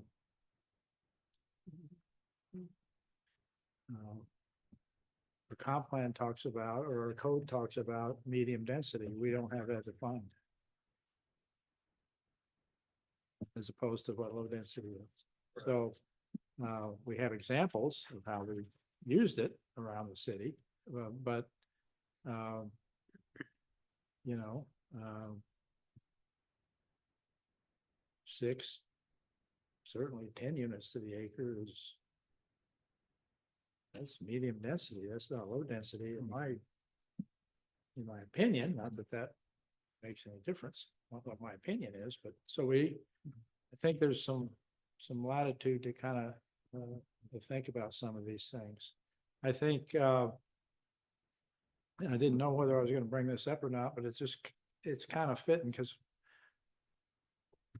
since the last meeting, and because of an effort that I had Charlie undertake, which is to alleviate, if he could, my concern about once there's a zone created that is more restrictive than a zone we currently have, and that was going to be utilized, or if we decided to utilize the zone we currently have and apply it to a zone that would have the effect of reducing the scale of a project that could get put on a piece of property, does that constitute a regulatory taking?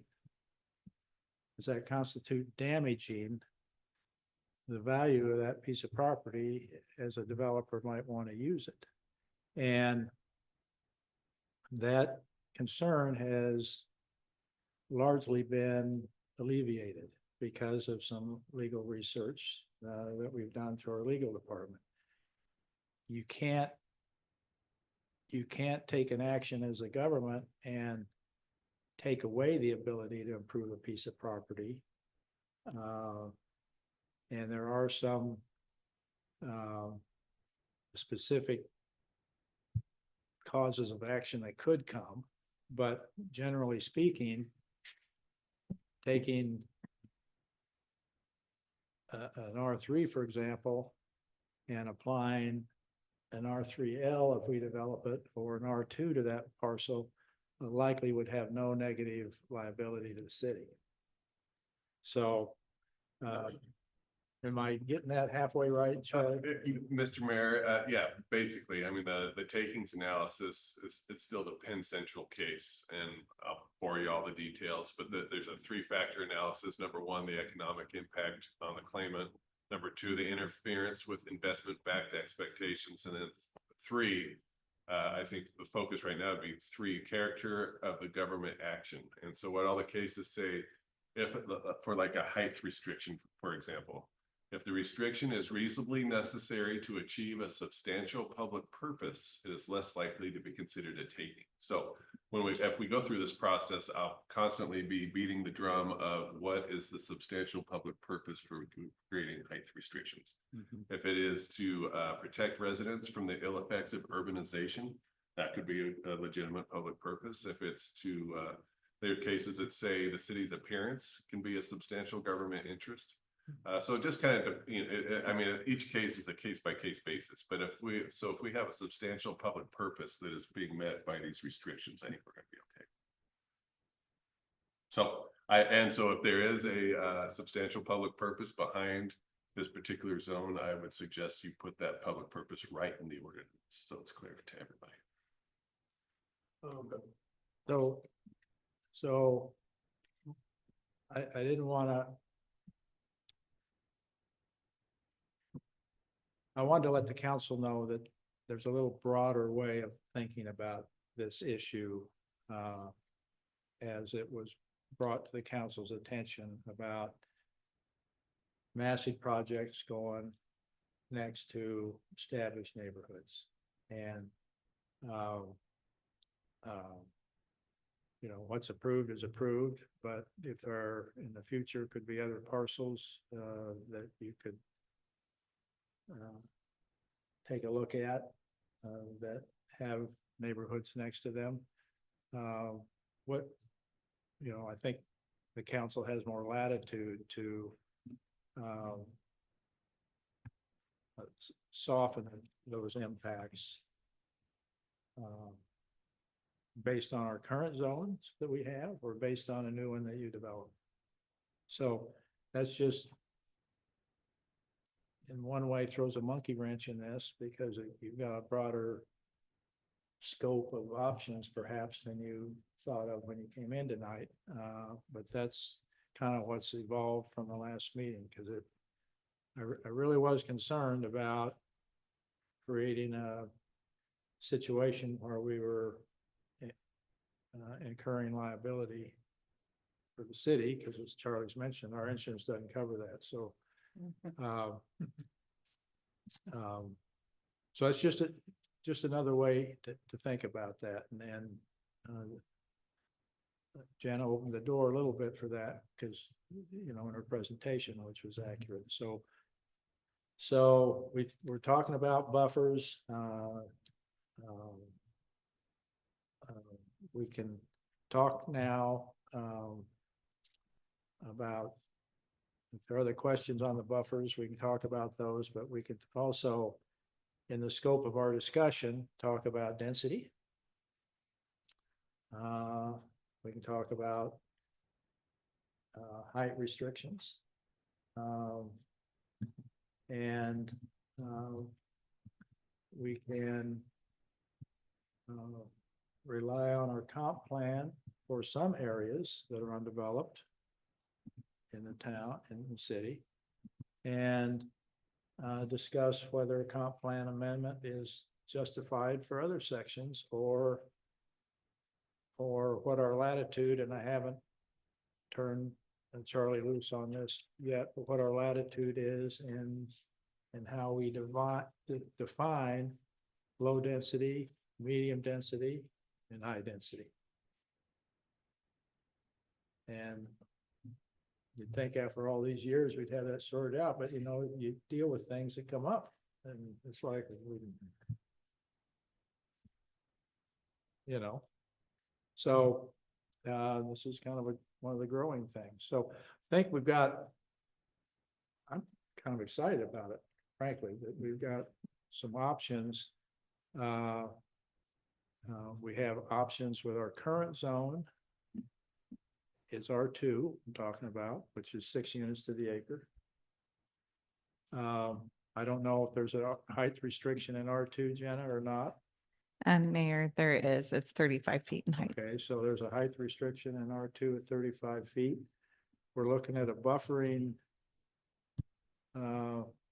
mechanism now as that can be a standalone effort. Can't it? Mayor, and are you speaking to the transition? What can be a standalone effort? Well, if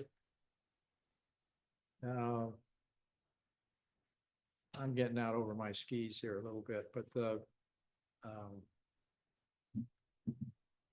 buffering could apply to one zone that backs up to another one.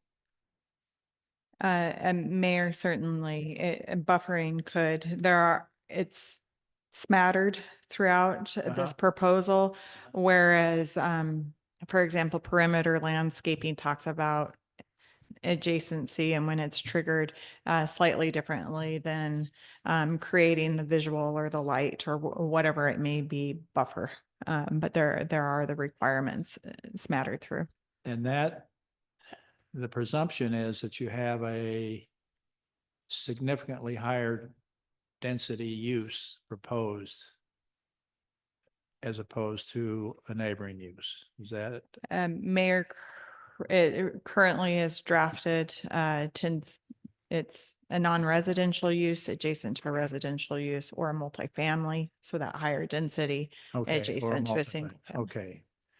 Okay, and I'm just, this is a work session. It's kind of informal. We're just chit chatting here. If, if, if we're looking at a existing residential use and we've got a piece of property that is vacant, that's going to be improved, that's not a multi-story apartment, but is a residential zone that has some level of density. I'll throw 6 or 10 out to the acre. And there's a 35-foot height restriction, then you've got a lot closer to a normal neighbor to neighbor relationship between those abutting properties. So sorry to be thinking out loud, it's dangerous, but so I think the buffering things that we're talking about now have been defined in what Jenna just told me with the higher density. Meaning, I'm meaning multi-story apartment type densities. It's not a neighbor that's got a 12 pitch roof behind you that might be 36 feet tall. You know, with a second story bonus room or something. There's a difference. So in R2, I'm just going to keep doing it. Usually I just do this out of the public eye, but we might as well just do it here. In an R2, for example, can those be attached? Mayor, in an R2, presumably, yes, they could be attached. There's a 35-foot height limit and a 6 units per acre, but certainly you could have somebody throw them together and put You those could as have an a attached triplex unit. or a, Mhm. patio homes, that kind of thing. Okay. So my motive in this rambling is to let the council know, I think there's a broader latitude in how we think about impacts on undeveloped property. I'm going to use the word potential because I'm not trying to call out specific parcels, but it could be attached to vacant parcels anywhere in the city. If the council felt like they should be treated differently than they're currently zoned. So there's more latitude than I thought we had when we last met. And it's been a while because we didn't have a second meeting in December. So you know, despite the holidays and the vacations, we got some information from legal that I think we have a little more opportunity to kick this around. So I'm not quite sure where I want to go from here. I wanted to convey this information to you. I think in general terms, if you can, this is a test, Jenna, since I am putting you on the spot the whole evening. The comp plan, is there a demising line or area in the comp plan that segregates this low density, medium density thing that we maybe could think about defining? Mayor, on the screen is an image of the comp plan. Okay. And the demising line is Marigold, really in essence. West of Garrett, and there's not quite as defined of a line.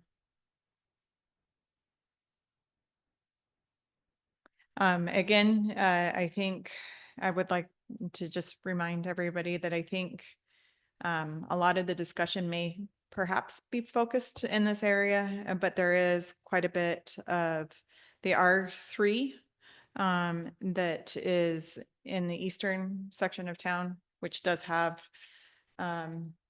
different land use designations. And then the majority of this area is either zoned R2 or R3. are ready, and I can bring that back down to the image of the map.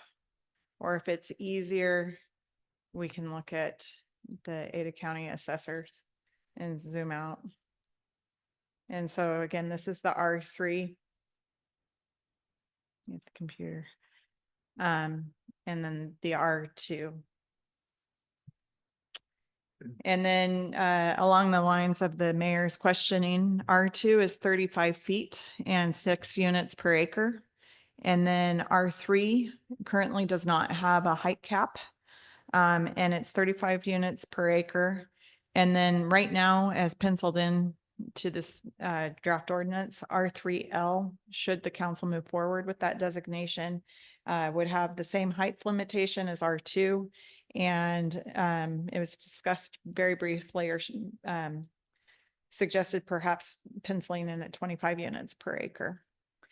Another something to consider, aside from the two sides of town and the comp plan and all of these things, that you could have, and part of what I was trying to portray, or not, but what densities look like. Sometimes you can have very dense uses that look just like a traditional neighborhood because they have smaller units or the way that they've laid out things, whereas other times you could have an undense development, not the correct wording, but because of the way that they've developed and their design standards that they've enacted, it may not feel traditional as well. And I've seen some of that in patio home developments where they're on lot segments that are 25 feet wide. And you can put a lot of units in, but they're typically single story. And they're 900 to 1,200 square feet. Some of them have a garage behind, and you access with a you go down an alley and you got the fronts facing the street and an alley that front of it. So there's a lot of different applications there. So I'm getting this maybe a little far afield, but I just wanted to tell you that we got a lot more latitude than I was concerned than I thought we had before, which I've already said now like 4 times. Yeah. So, Mr. Mayor, yes. if you're thinking about this, what do you consider kind of your source document, the comp plan? And do you try to abide by the comp plan, and should we, for lack of a better word, codify the comp plan for what we want the city to look like? Or do you, because in some cases, the comp plan isn't quite lined up with our current zoning map, I think, or what, but also the comp plan in a way has got some vagueness to it, right? Well, And it's built that way, really. I mean, it's not absolute. It doesn't carry the force of law, but it demonstrates an intent in the broad sense. And in the case of what Charlie's brought up, compliance with that, I think helps substantiate a public purpose in 2 ways. One, compliance with the comp plan, and 2, presumably the comp plan is going to deal with the character of an area, especially when you've got most of the area developed and you've got a few vacant parcels that you want to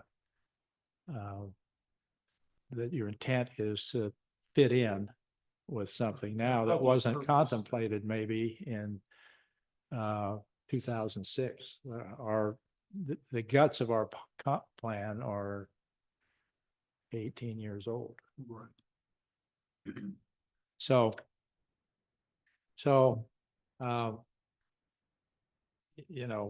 process wise, I think with the staff, I want to get my arms around it a little more, but I think we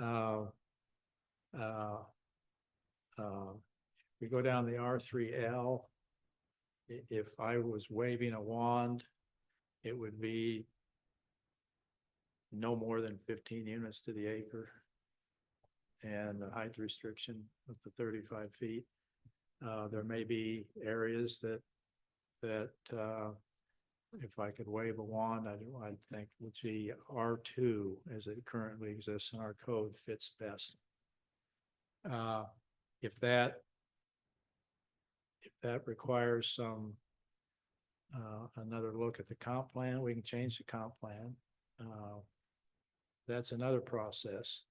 This stuff all takes some time, but as I mentioned, the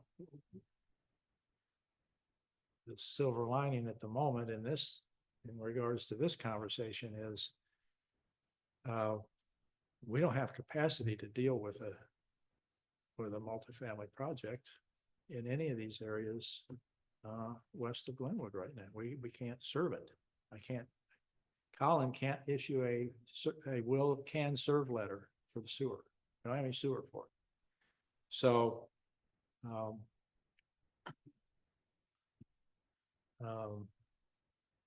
that's where we are. Mr. Mayor, can I ask a clarifying question? Sure. So I understand, Sure. If there's a height restriction at 35 feet, is that basically saying you can only build a single level building? Right? I mean, that's basically what we're talking about at 35 feet, right? You can't have a 2-story house. That's 2-story. You can get 2 stories. Okay. Yeah. And I think, I'm throwing those out. I think as I mentioned earlier, the roof pitch can have a lot to do with how tall it is. You can have a cornice on the top of a certain roof styles that add 3 or 4 feet to the height, but I don't think that's what people have a great concern about. It seems to me, I know in my own circumstance, I'd think more about, privacy. And, if there's a vacant parcel next to yours, you don't have a right to say you can't bother my view. I mean, your property right it extends vertically. It doesn't extend horizontally. So you're wrecking my view or you're blocking my view. Those arguments really don't carry the day. But if we're talking about mitigating negative impact in the context of privacy, then you can do that. There's a lot of neighborhoods that have 2-story houses backing up to each other. I mean, that's just part of the deal. So I'm not. You could describe it as 2 stories of living area with a maximum ceiling height of 10 feet if you want to, and describe it then. Let the roof be whatever the roof is. I mean, there are a lot of ways to deal with it, but. Because Mr. Mayor, I'm just thinking about my house. It's 2 stories and it's a lot taller than 35 feet. Yeah, right. You're right. And that's probably why the current, which one's 45 feet currently? See, now I'm getting mixed up. Mayor, in the past, R3 was 45 feet. Okay, in the past. Okay, so I mean, in the projects I've done,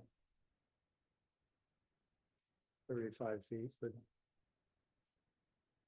it would take a style of construction to get 2 stories and 35 feet that may or may not be compatible with what we are looking for. I don't know. But at any rate, the point is, what do you think, if you have an opinion, about a new zoning designation if we're going to create one? What kind of parameters would you want to see around it? Understanding that we currently have an R2 on the books and we have an R3 on the books.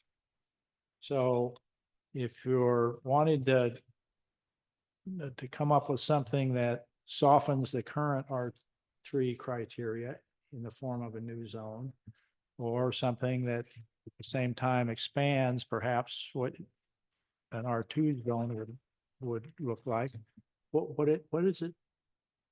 you know, what do you think? And we'll kind of start heading down that road with some thoughts. So, Mr. Mayor, I'll try and go first Good. and see what happens here. Reviewing the packet and listening to all your great input into this topic and knowledgeable input into this topic, and then just how my own brain works around this stuff is I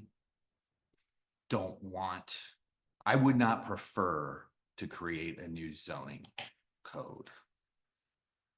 I think what I would like to try and accomplish, and maybe it's not possible, but is to, and maybe this goes back to your preamble a little bit, because I don't know what this would entail from a legislative standpoint. And that is maybe consider tweaking the numbers inside the zones we do have in such a way that maybe grants a little bit more flexibility within each zone, but at the same time takes into consideration, you know, what's established, the neighborhoods that are established. I don't know if there's a way to do that, but I'd rather see us figure out a way to, and I like all the buffer dialogue, you know, create, you know, especially between commercial and residential, and that all makes great sense to me. But as far as creating a whole nother zone that we can use, I think our toolbox is pretty full. Just maybe we need a more flexible wrench or whatever is kind of where I'm thinking, but I don't know if that's possible. So that's kind of where my brain's taking me in talking about all this stuff. Okay. Well, that's something we can noodle internally. Are you suggesting like a range? Well, we already kind of have a range on things like density. I don't have it right in front of me, but I want to say R3 is minimum of, is it 12 or something? I don't have it right in front of me, and then a max of 35 dwelling units per acre or something like that. And Mayor, Councilmember Rasmussen, that's correct. In the TOD nodes, it's a minimum of 14 units per Or acre. 14. Okay. Mhm. Mr. Mayor, I'm just sorry, I just got a text. Council President Page is asking everybody to speak up. Oh, okay. Okay.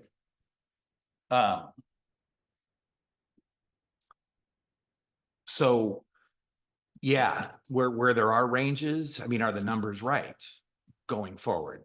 You know, maybe they were right, maybe when city council last did this, and obviously they did it because it was right at the time, but maybe now going forward for the next 10 or 15 or 20 years, maybe those numbers need to be different. I don't know. I'm just leaning towards not creating another layer of zoning as a tool, because I think, in my opinion, our toolbox is already full. But maybe with some tweaks. Right.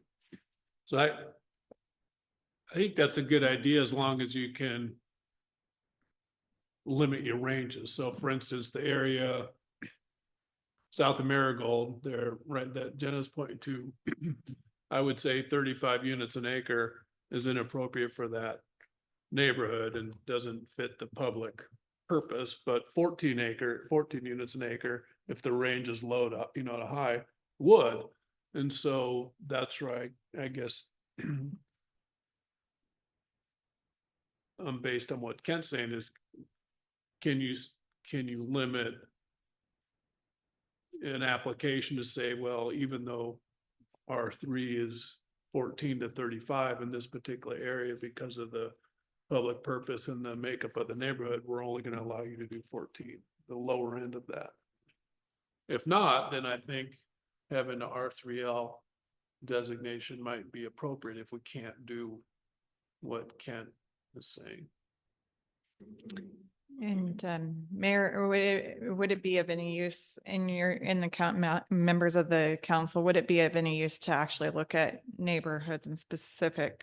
For example, this neighborhood, this is probably within, maybe not, I don't remember. I did look at it, but I don't know if it's quite R2 zoning, but it's probably not far off. Whereas this is going to be a higher density. For example. And much of what you'll see west of Glenwood probably isn't too high of density, except for areas where there's already established multifamily units. And also to note too, for when I look at things, but how long before we need to look at the zoning again versus how long will these areas be established? And so will this be the right zoning in however many years should these areas that are already developed, that are already zoned, redevelop? And then in other areas of town that are R3, there are properties on the opposite side that may already be adjacent to structures if they're in the R3 zone adjacent on Adams Street, where that structure is already constructed at 70 plus feet. And so there are existing structures there that then if you cap that at 35 feet, you've in essence required that they end up having the inverse of what a lot of the discussion has been. So you saying, Jenna, if you look at that neighborhood south of Marigold, as we look and see what it is currently and say, well, if that's R2, then we would only allow R2 future development there?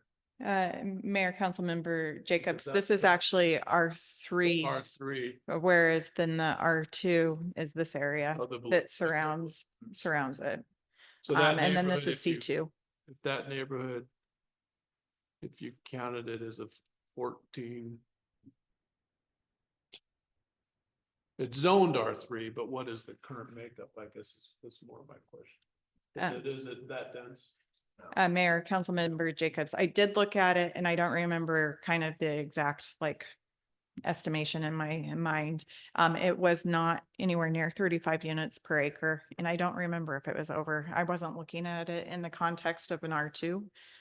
So it may or may not be semi-close. Whereas interesting. there are other areas that I would go to Vegas on saying that it's denser than that R2. Well, there's those apartment complexes, right? And then, but that one neighborhood, that you highlighted there, it'd be interesting to know if you counted that up, what that zoning would be if you look at it that way. And then, because I think that helps with the discussion in terms of keeping existing neighborhoods intact. If it's single family, It's probably an art. if it's single family detached, it's not going to be over 6 units to the acre. So it's more of an R2 I style. would, I would bet, yeah. You just. Oh. And isn't that Mill Stream there that we're looking at? Yes. Mayor, yes. Yeah, So so- this is all zoned R3. So here's Garrett Street, Chinden. Oh, I just meant the location of that, even if it's R3, it's not, it's single family detached. And here you can see this is R2 that's in blue. And here you can see the R3 and my eyeball, this almost looks I more was gonna dense. say that looks This- more dense to So- me. Well, it probably is.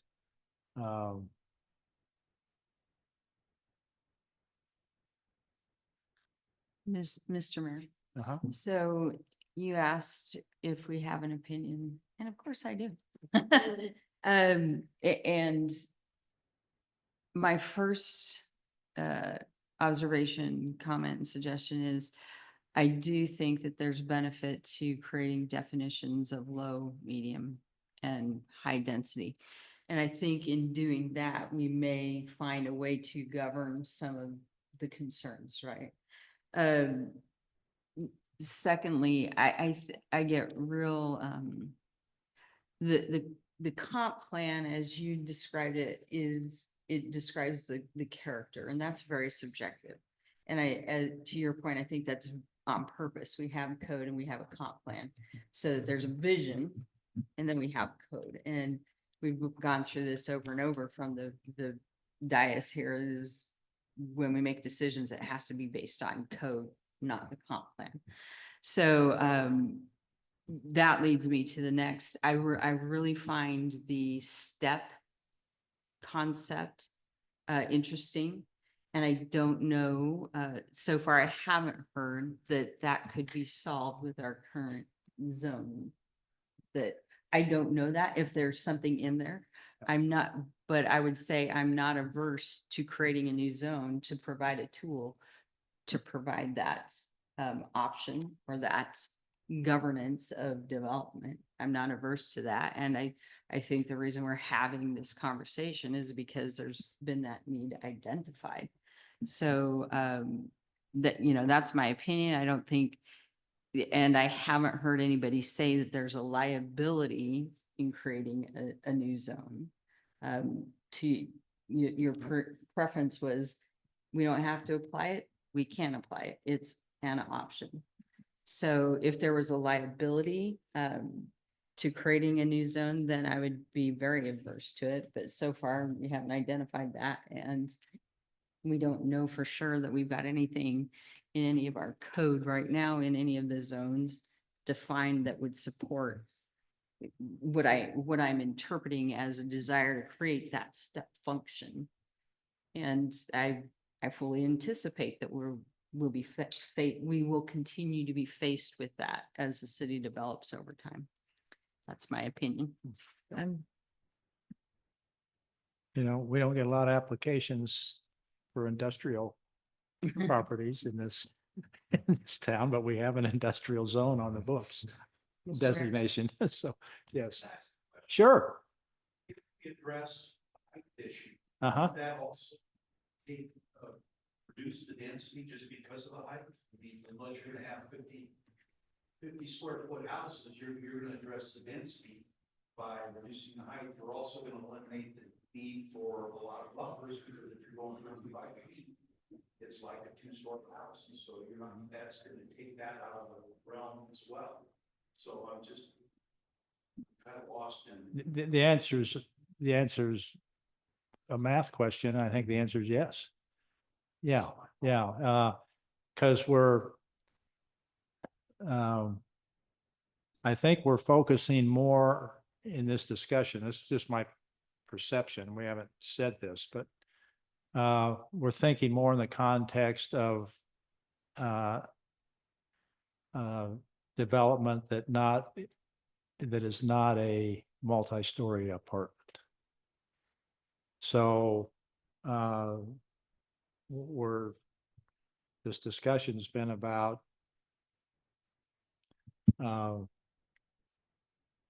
largely, in my view, not a 7-story apartment building next to a resident. How you mitigate that? It's hard to argue that you can mitigate that in the context of view corridor or view privacy and those things. The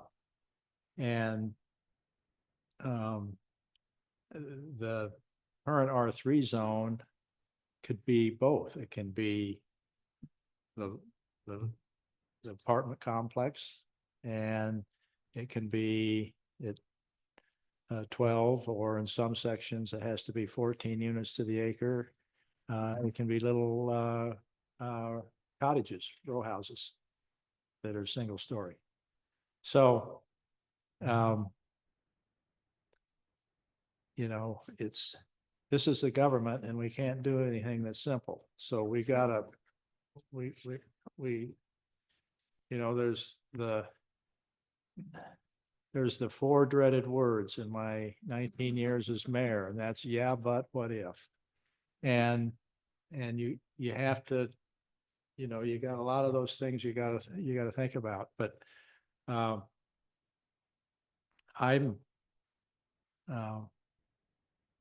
admittedly was a little concerned about this whole discussion when it started, and I'm not now. And I think we have some opportunities here to really evaluate this, and whether easiest thing, of course, would be we don't create a new zone. We figure out what we can do with the zones we have. I don't have the answers to that. I haven't cornered Jenna on that. And creating a new designation that maintains a higher than R2 density level, but adds in some protections that, like height, or whether it's setbacks or some other buffering effort, if it meets a certain threshold, that can work too. Mayor, if I may, May. to Councilmember Jorgensen's point, one of the changes is specifically designating what high, medium, and low, and what these different designations mean, and which comp plan designation that they're intended to implement. Right now, the R3L says it's intended to implement low density residential, perhaps a slight augmentation to that. Should council move forward with this designation, could say the intent is to implement the medium density residential. And then to the transition area, if I go back to some of these right now, should nothing, should the R3 not be implemented in the way it would be drafted, or even if the R3L is implemented, the transition would, anything that's adjacent to that R2 zone would have a buffer. So say ITD there's a street, but say this property, even though it's C2 redevelops, there'd be a little bit of a buffer. But then that it would need to be toiled with the height restrictions. So perhaps if there's not a height restriction in R3, for example, there'd be a buffer around the property that redevelops, but not within kind of that block. I don't know if that helped that discussion too much, maybe. No, But- no, I appreciate, I'm tracking, but my opinion is that we don't, that the purpose, what you just quoted, is out of the draft, R3L. Right, and so It would not the be median, the definition of medium, and that information is in the draft of the R3L. It isn't currently existing. correct. And it's not currently in the comp plan, but it would then be in code what those zoning designations are intending to implement. Correct. And hence why I think there is some justification to consider a new zone. Yeah, sure. Wendy.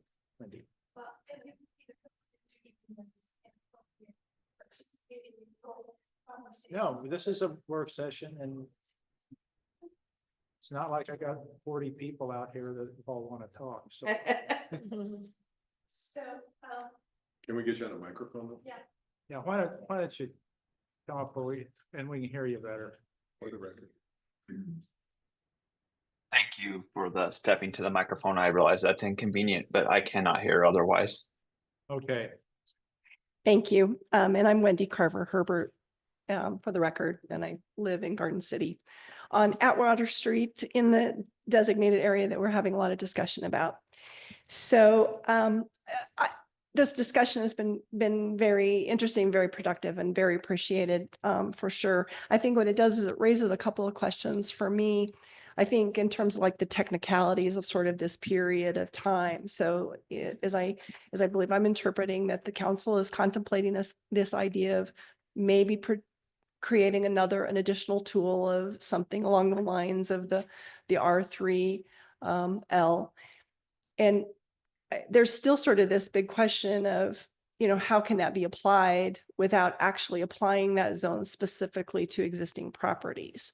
So if I think that I hear you correctly, Mayor, it's the goal would be to create the tool first, and then the council contemplating the actual decision of where that zone is actually going to specifically apply. So That's any- correct. Okay, so anything that could happen in the interim, though, even if the R3L, only as an example, I'm not saying the commission or the council certainly has Sure. several options that you're discussing tonight in the direction that you may choose to go. But if deciding to create a separate zoning district is the direction that you want to go, there's still sort of this interim period. Just because the district exists, it doesn't really give you the real power to deny a project. So if, for example, a multi-story apartment comes into this area, and if that existed, if the zoning doesn't actually change, if my understanding would be you're still fairly limited in using the tools that apply currently to whatever the zoning of that property is. And I think that's the dilemma. I mean, that's one of the reasons why I have been wanting to push this, is I felt like you're very limited in what you really can tell a person who wants to develop their property.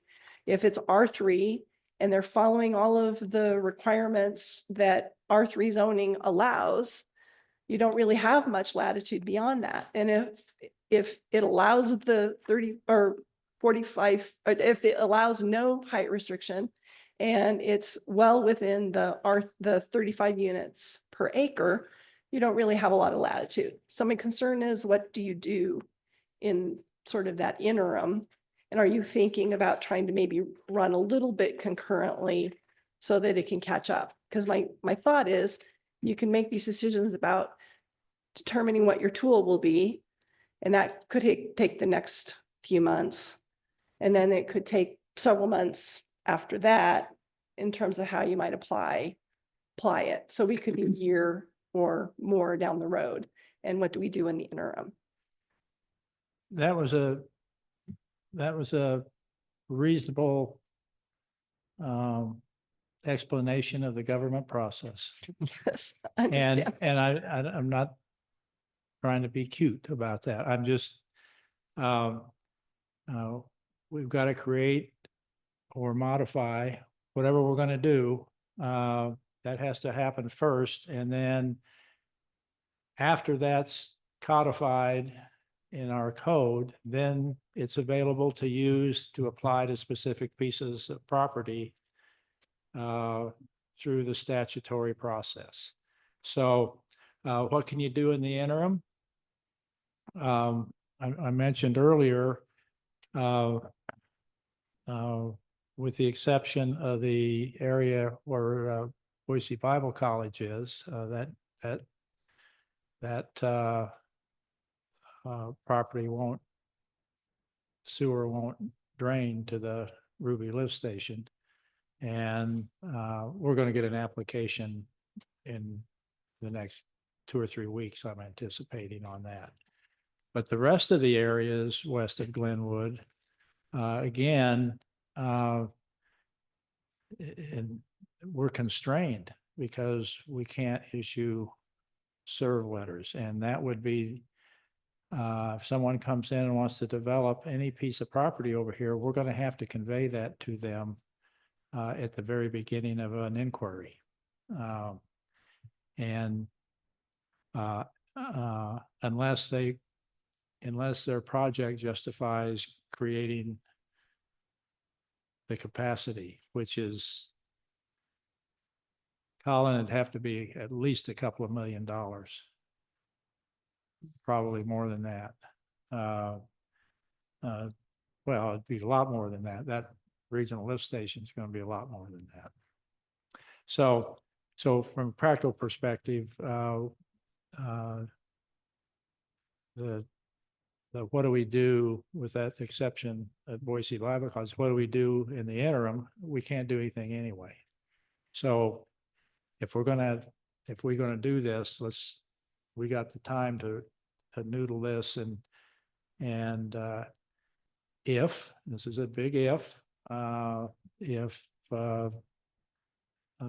Jenna believes that, gee, it'd be cleaner if we looked at a comp plan amendment before we did whatever it is we're thinking about doing, or if that's not the case, then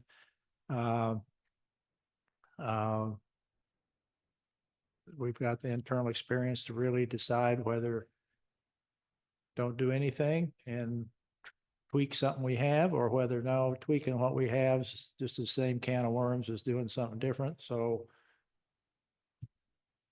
we'll add a new tool. So I think just to kind of keep this train on the track is our biggest challenge right now. So thinking about along those lines, and I clearly understand and respect the fact of a rezoning is a significant step that any local jurisdiction would take. And it really should go through the appropriate process of the notice and the hearings and all of that. And I agree with that. And I support when it comes to actually rezoning a piece of property or several pieces of property or a whole area of a city, that it needs to go through that. And I think that's probably the biggest frustration that we've experienced is, unfortunately, that it was sort of a flip experience. It happened to us when the zoning got changed in the first place, when it was 10 units and it got changed to 35 and there really wasn't any appropriate. We had no opportunity to really participate in that process because we just didn't know a lot. And so that's why I would not want to move ahead and repeat a similar experience for any property owners that would be impacted by the change. But is there something that could be done in the interim that we could apply at least some of this buffering language that could help? Because again, I mean, you're very right. I've been very open with the neighbors as we've discussed this, as we know that there is a property owner that is looking to develop and is at the Bible College. And this, what we've been working toward all along, may not make a difference in that first phase of where they're at, but it's a very large piece of property. They're only talking about developing a part of it.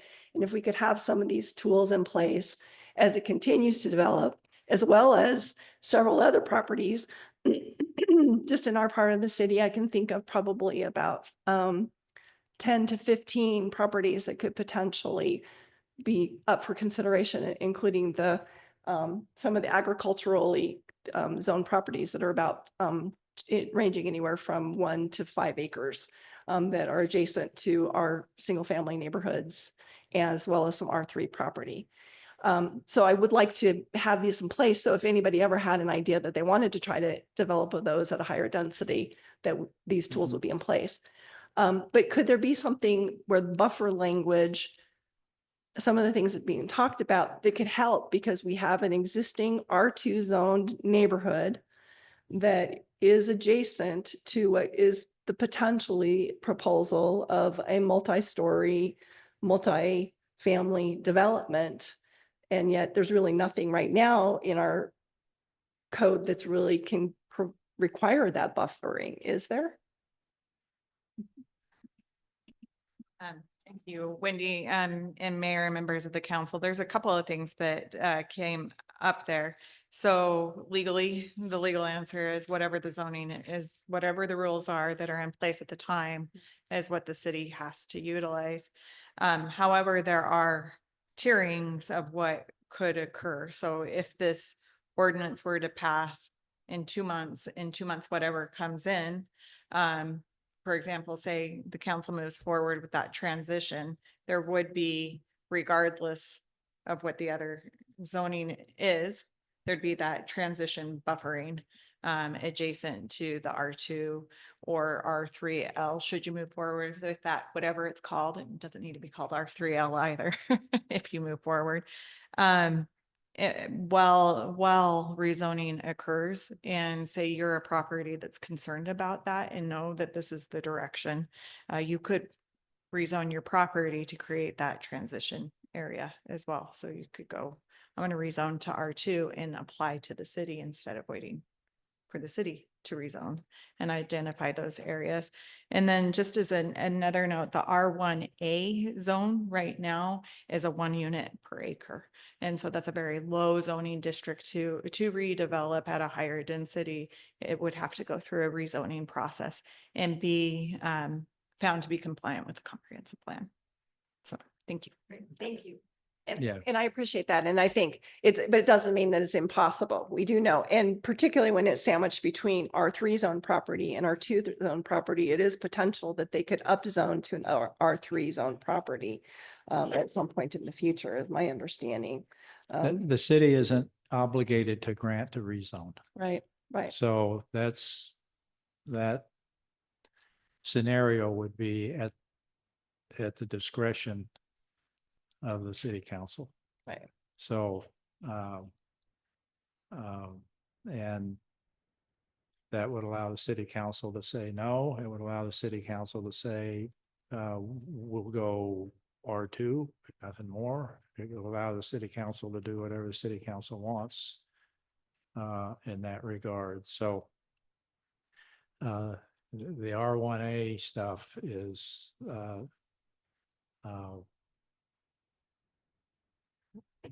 whoever's sitting up here gets to decide that. There's not a property right that they can exercise to accomplish that.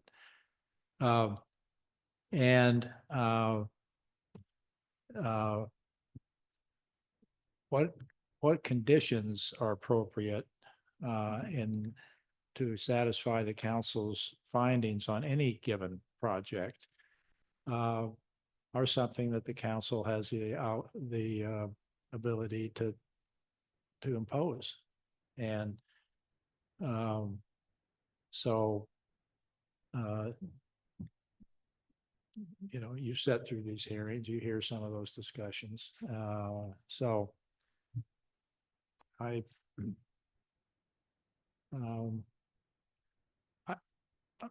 feel like I've gotten a lot of good information from the city council tonight. And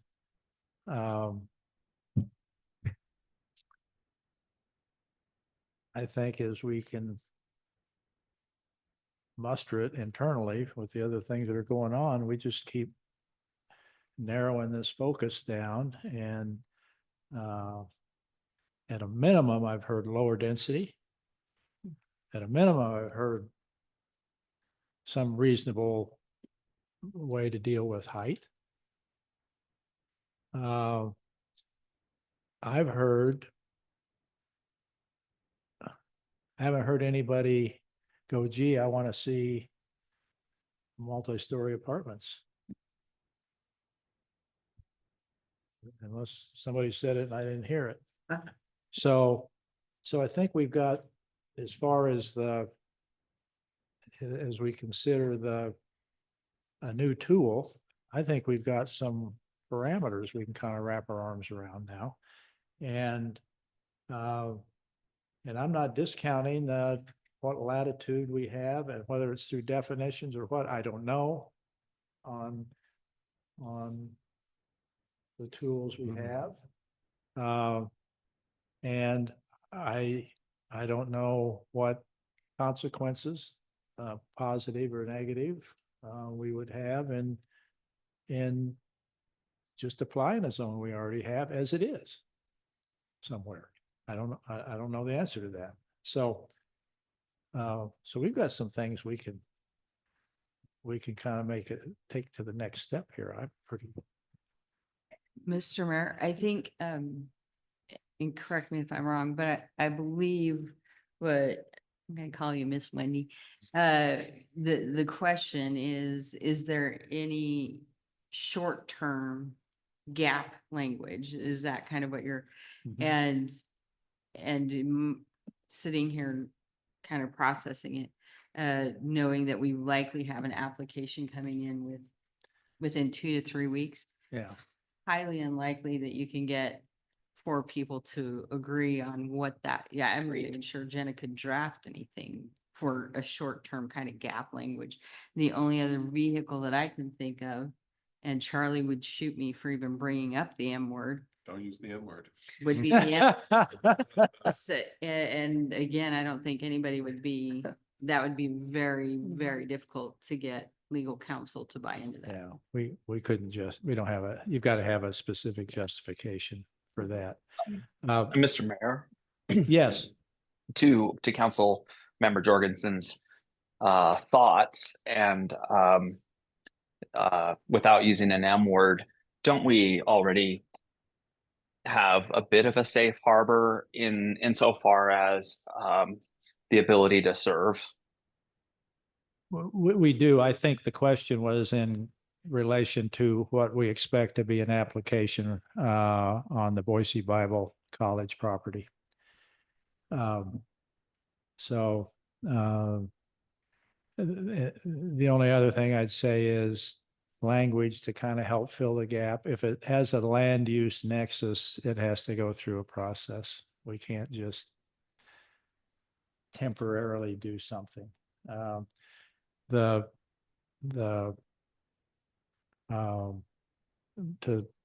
address Wendy, to address well, what about the rest of the Boise Bible School property someday if the Bible College goes away and you got another whatever it is, 30 acres there. I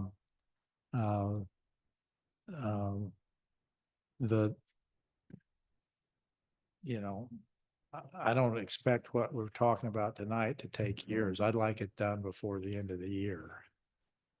It maybe at the latest. So, I think there's time to address that. So, I'm going to suggest, council, we take the information we've had and I'll beg forgiveness from Jenna, and then we'll start talking about some more of this stuff. Mayor, may I have a request? I know that we've heard kind of specifics from two council members already, but I have some Sure. general questions. Yes. As you discuss, if you can hone in on Sure. the noise, if you want it in the code or if you don't, if the landscaping is on the right track or if you think that still needs tweaked. The transition, if that's on the right track or if you want that taken back out, the transition area between zones that was suggested tonight as an option. And then I think the hard one would be, do you want to move forward with the R3L or whatever name you give it? And if so, what is the appropriate density and height? Thank you. Mr. Mayor. Yes, go ahead, James. Thank you. And to Jenna's wanting some touchstones and guidance for going forward. In my own opinion aligns 100% with the Planning and Zoning Commission. I have no interest in legislating for noise. We have tools for disturbing the peace through our enforcement arm. And I think we can get really wrapped around the axle with that's a can of worms. I just don't I don't think we dip our toe in that pool at all. So I want to say that as clearly as possible. So that's my comment. Okay.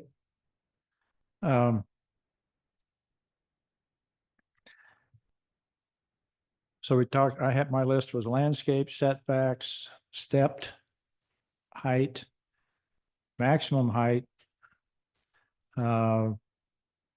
requirements for opaque windows in certain locations. Mayor, thank I you. getting too in- Specifically, just if noise, yes or no. Oh, I see. And Council President Page has provided his opinion on that. Thank you. And then the new landscape that was provided and that was a discussion last time. Does You're the talking council about like the Boise? essentially Okay. using the Boise and then the transition. So adjacent to R2, potentially that R3L, if that's the if we wanted to create additional step back buffers, whatever, between those two maximum heights. And then do we want the new zone, if there is a new zone? Would it be capped at 35, 45, et cetera? And what would the density be? Would it be 25? Would it be 15? Or something new that we've heard? Are you prepared to make those decisions right now? What she just wants guidance on what we. Right, right, because what. In order to start narrowing down. Yeah, because we'll start narrowing it down and we'll come back point by point and then you can look at them again. I'll go real quick. Cause mine's pretty, so, my opinion is I'm in agreement with Council President that I don't want to pursue the noise component. I think you are on the right track with the landscaping. I like it. I also like the transition as drafted. And regarding the height and density and the further direction of R3L, I'm gonna just use that word because it's a nice designation. It works for me. I think it's interesting, as I said, I don't think there's any liability to it.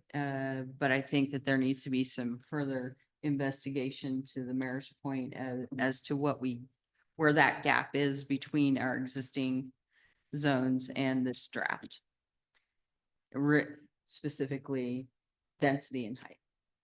And again, I think I like the language, the draft language, that we can expand on that to get the medium definition of density.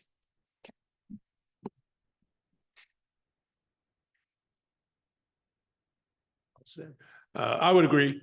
I think on the R3L, since we have the R3 that goes from 14 to 35, right? I think was what I remember. 0 to 35. 0 to except for in 35. TODs. I like having R3L that is probably in that 15. That kind of designates that, but we do need to define what those densities are. But in my mind, since we already have R3 that goes 0 to 35, I think the R3L should be a 15 and a 35-foot height would be kind of where I would land on. But again, I think those are the details with the definitions. But I think when I think of that R3L and creating something that's kind of in between, I'm thinking that 15 and 35, because we already have 0 to 30. 15 units, 35 feet, because we already have the R3 that goes 0 to 35. And that kind of puts a lower density designator in there for these existing neighborhoods. Okay, so I'm in agreement with everybody on the noise. We don't need to pursue that. And when you say the transition piece, you're talking about like the step back as the building gets taller, that kind of stuff. And then I just want to make sure I understand what you mean by that word. Mayor, Councilmember Rasmussen, yes, I am. So it's the new language that was proposed. It's in blue highlight. Right, okay. But it's this right here. Yes, that's. So there would be a maximum right now drafted in at 35 feet for anything that's adjacent to the R2 or the R3L zone.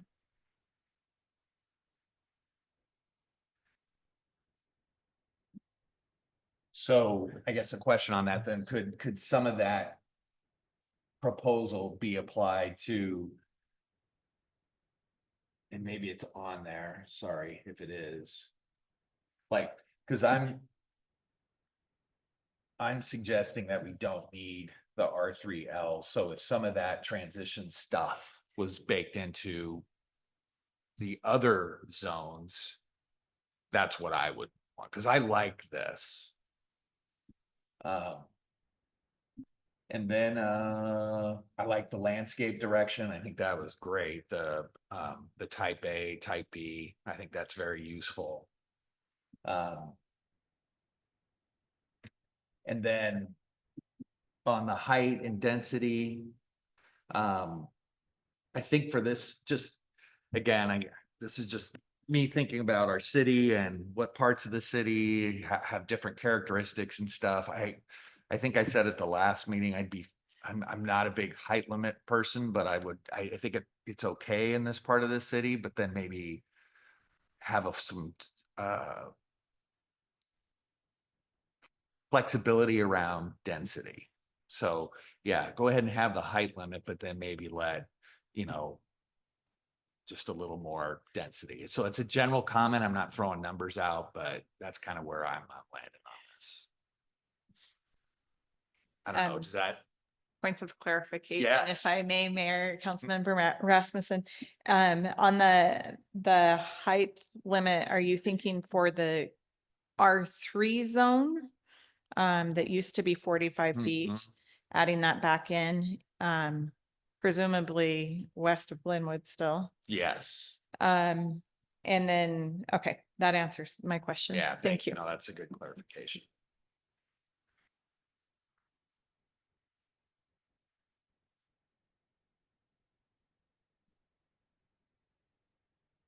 We got enough to go on, Jenna? I'll let her make her notes. Yes, there is a little bit of conflict, but that's all right. I do think I have. Yeah, we'll some narrow it down direction. next time. Yeah, a little more, Thank you. a little more. I appreciate you delving into those matters. Yeah, this is kind of fun. In a goofy sort of way.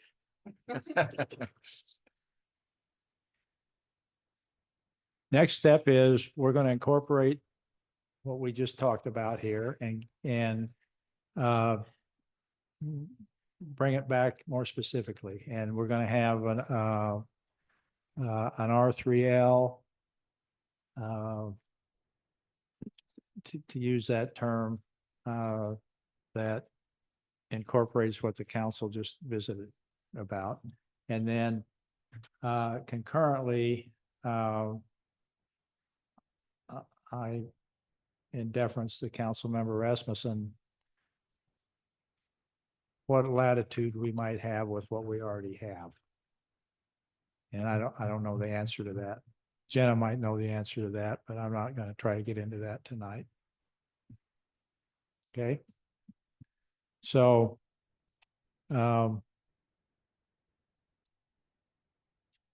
we'll do this again in a couple of weeks. Thanks for coming. Appreciate it. And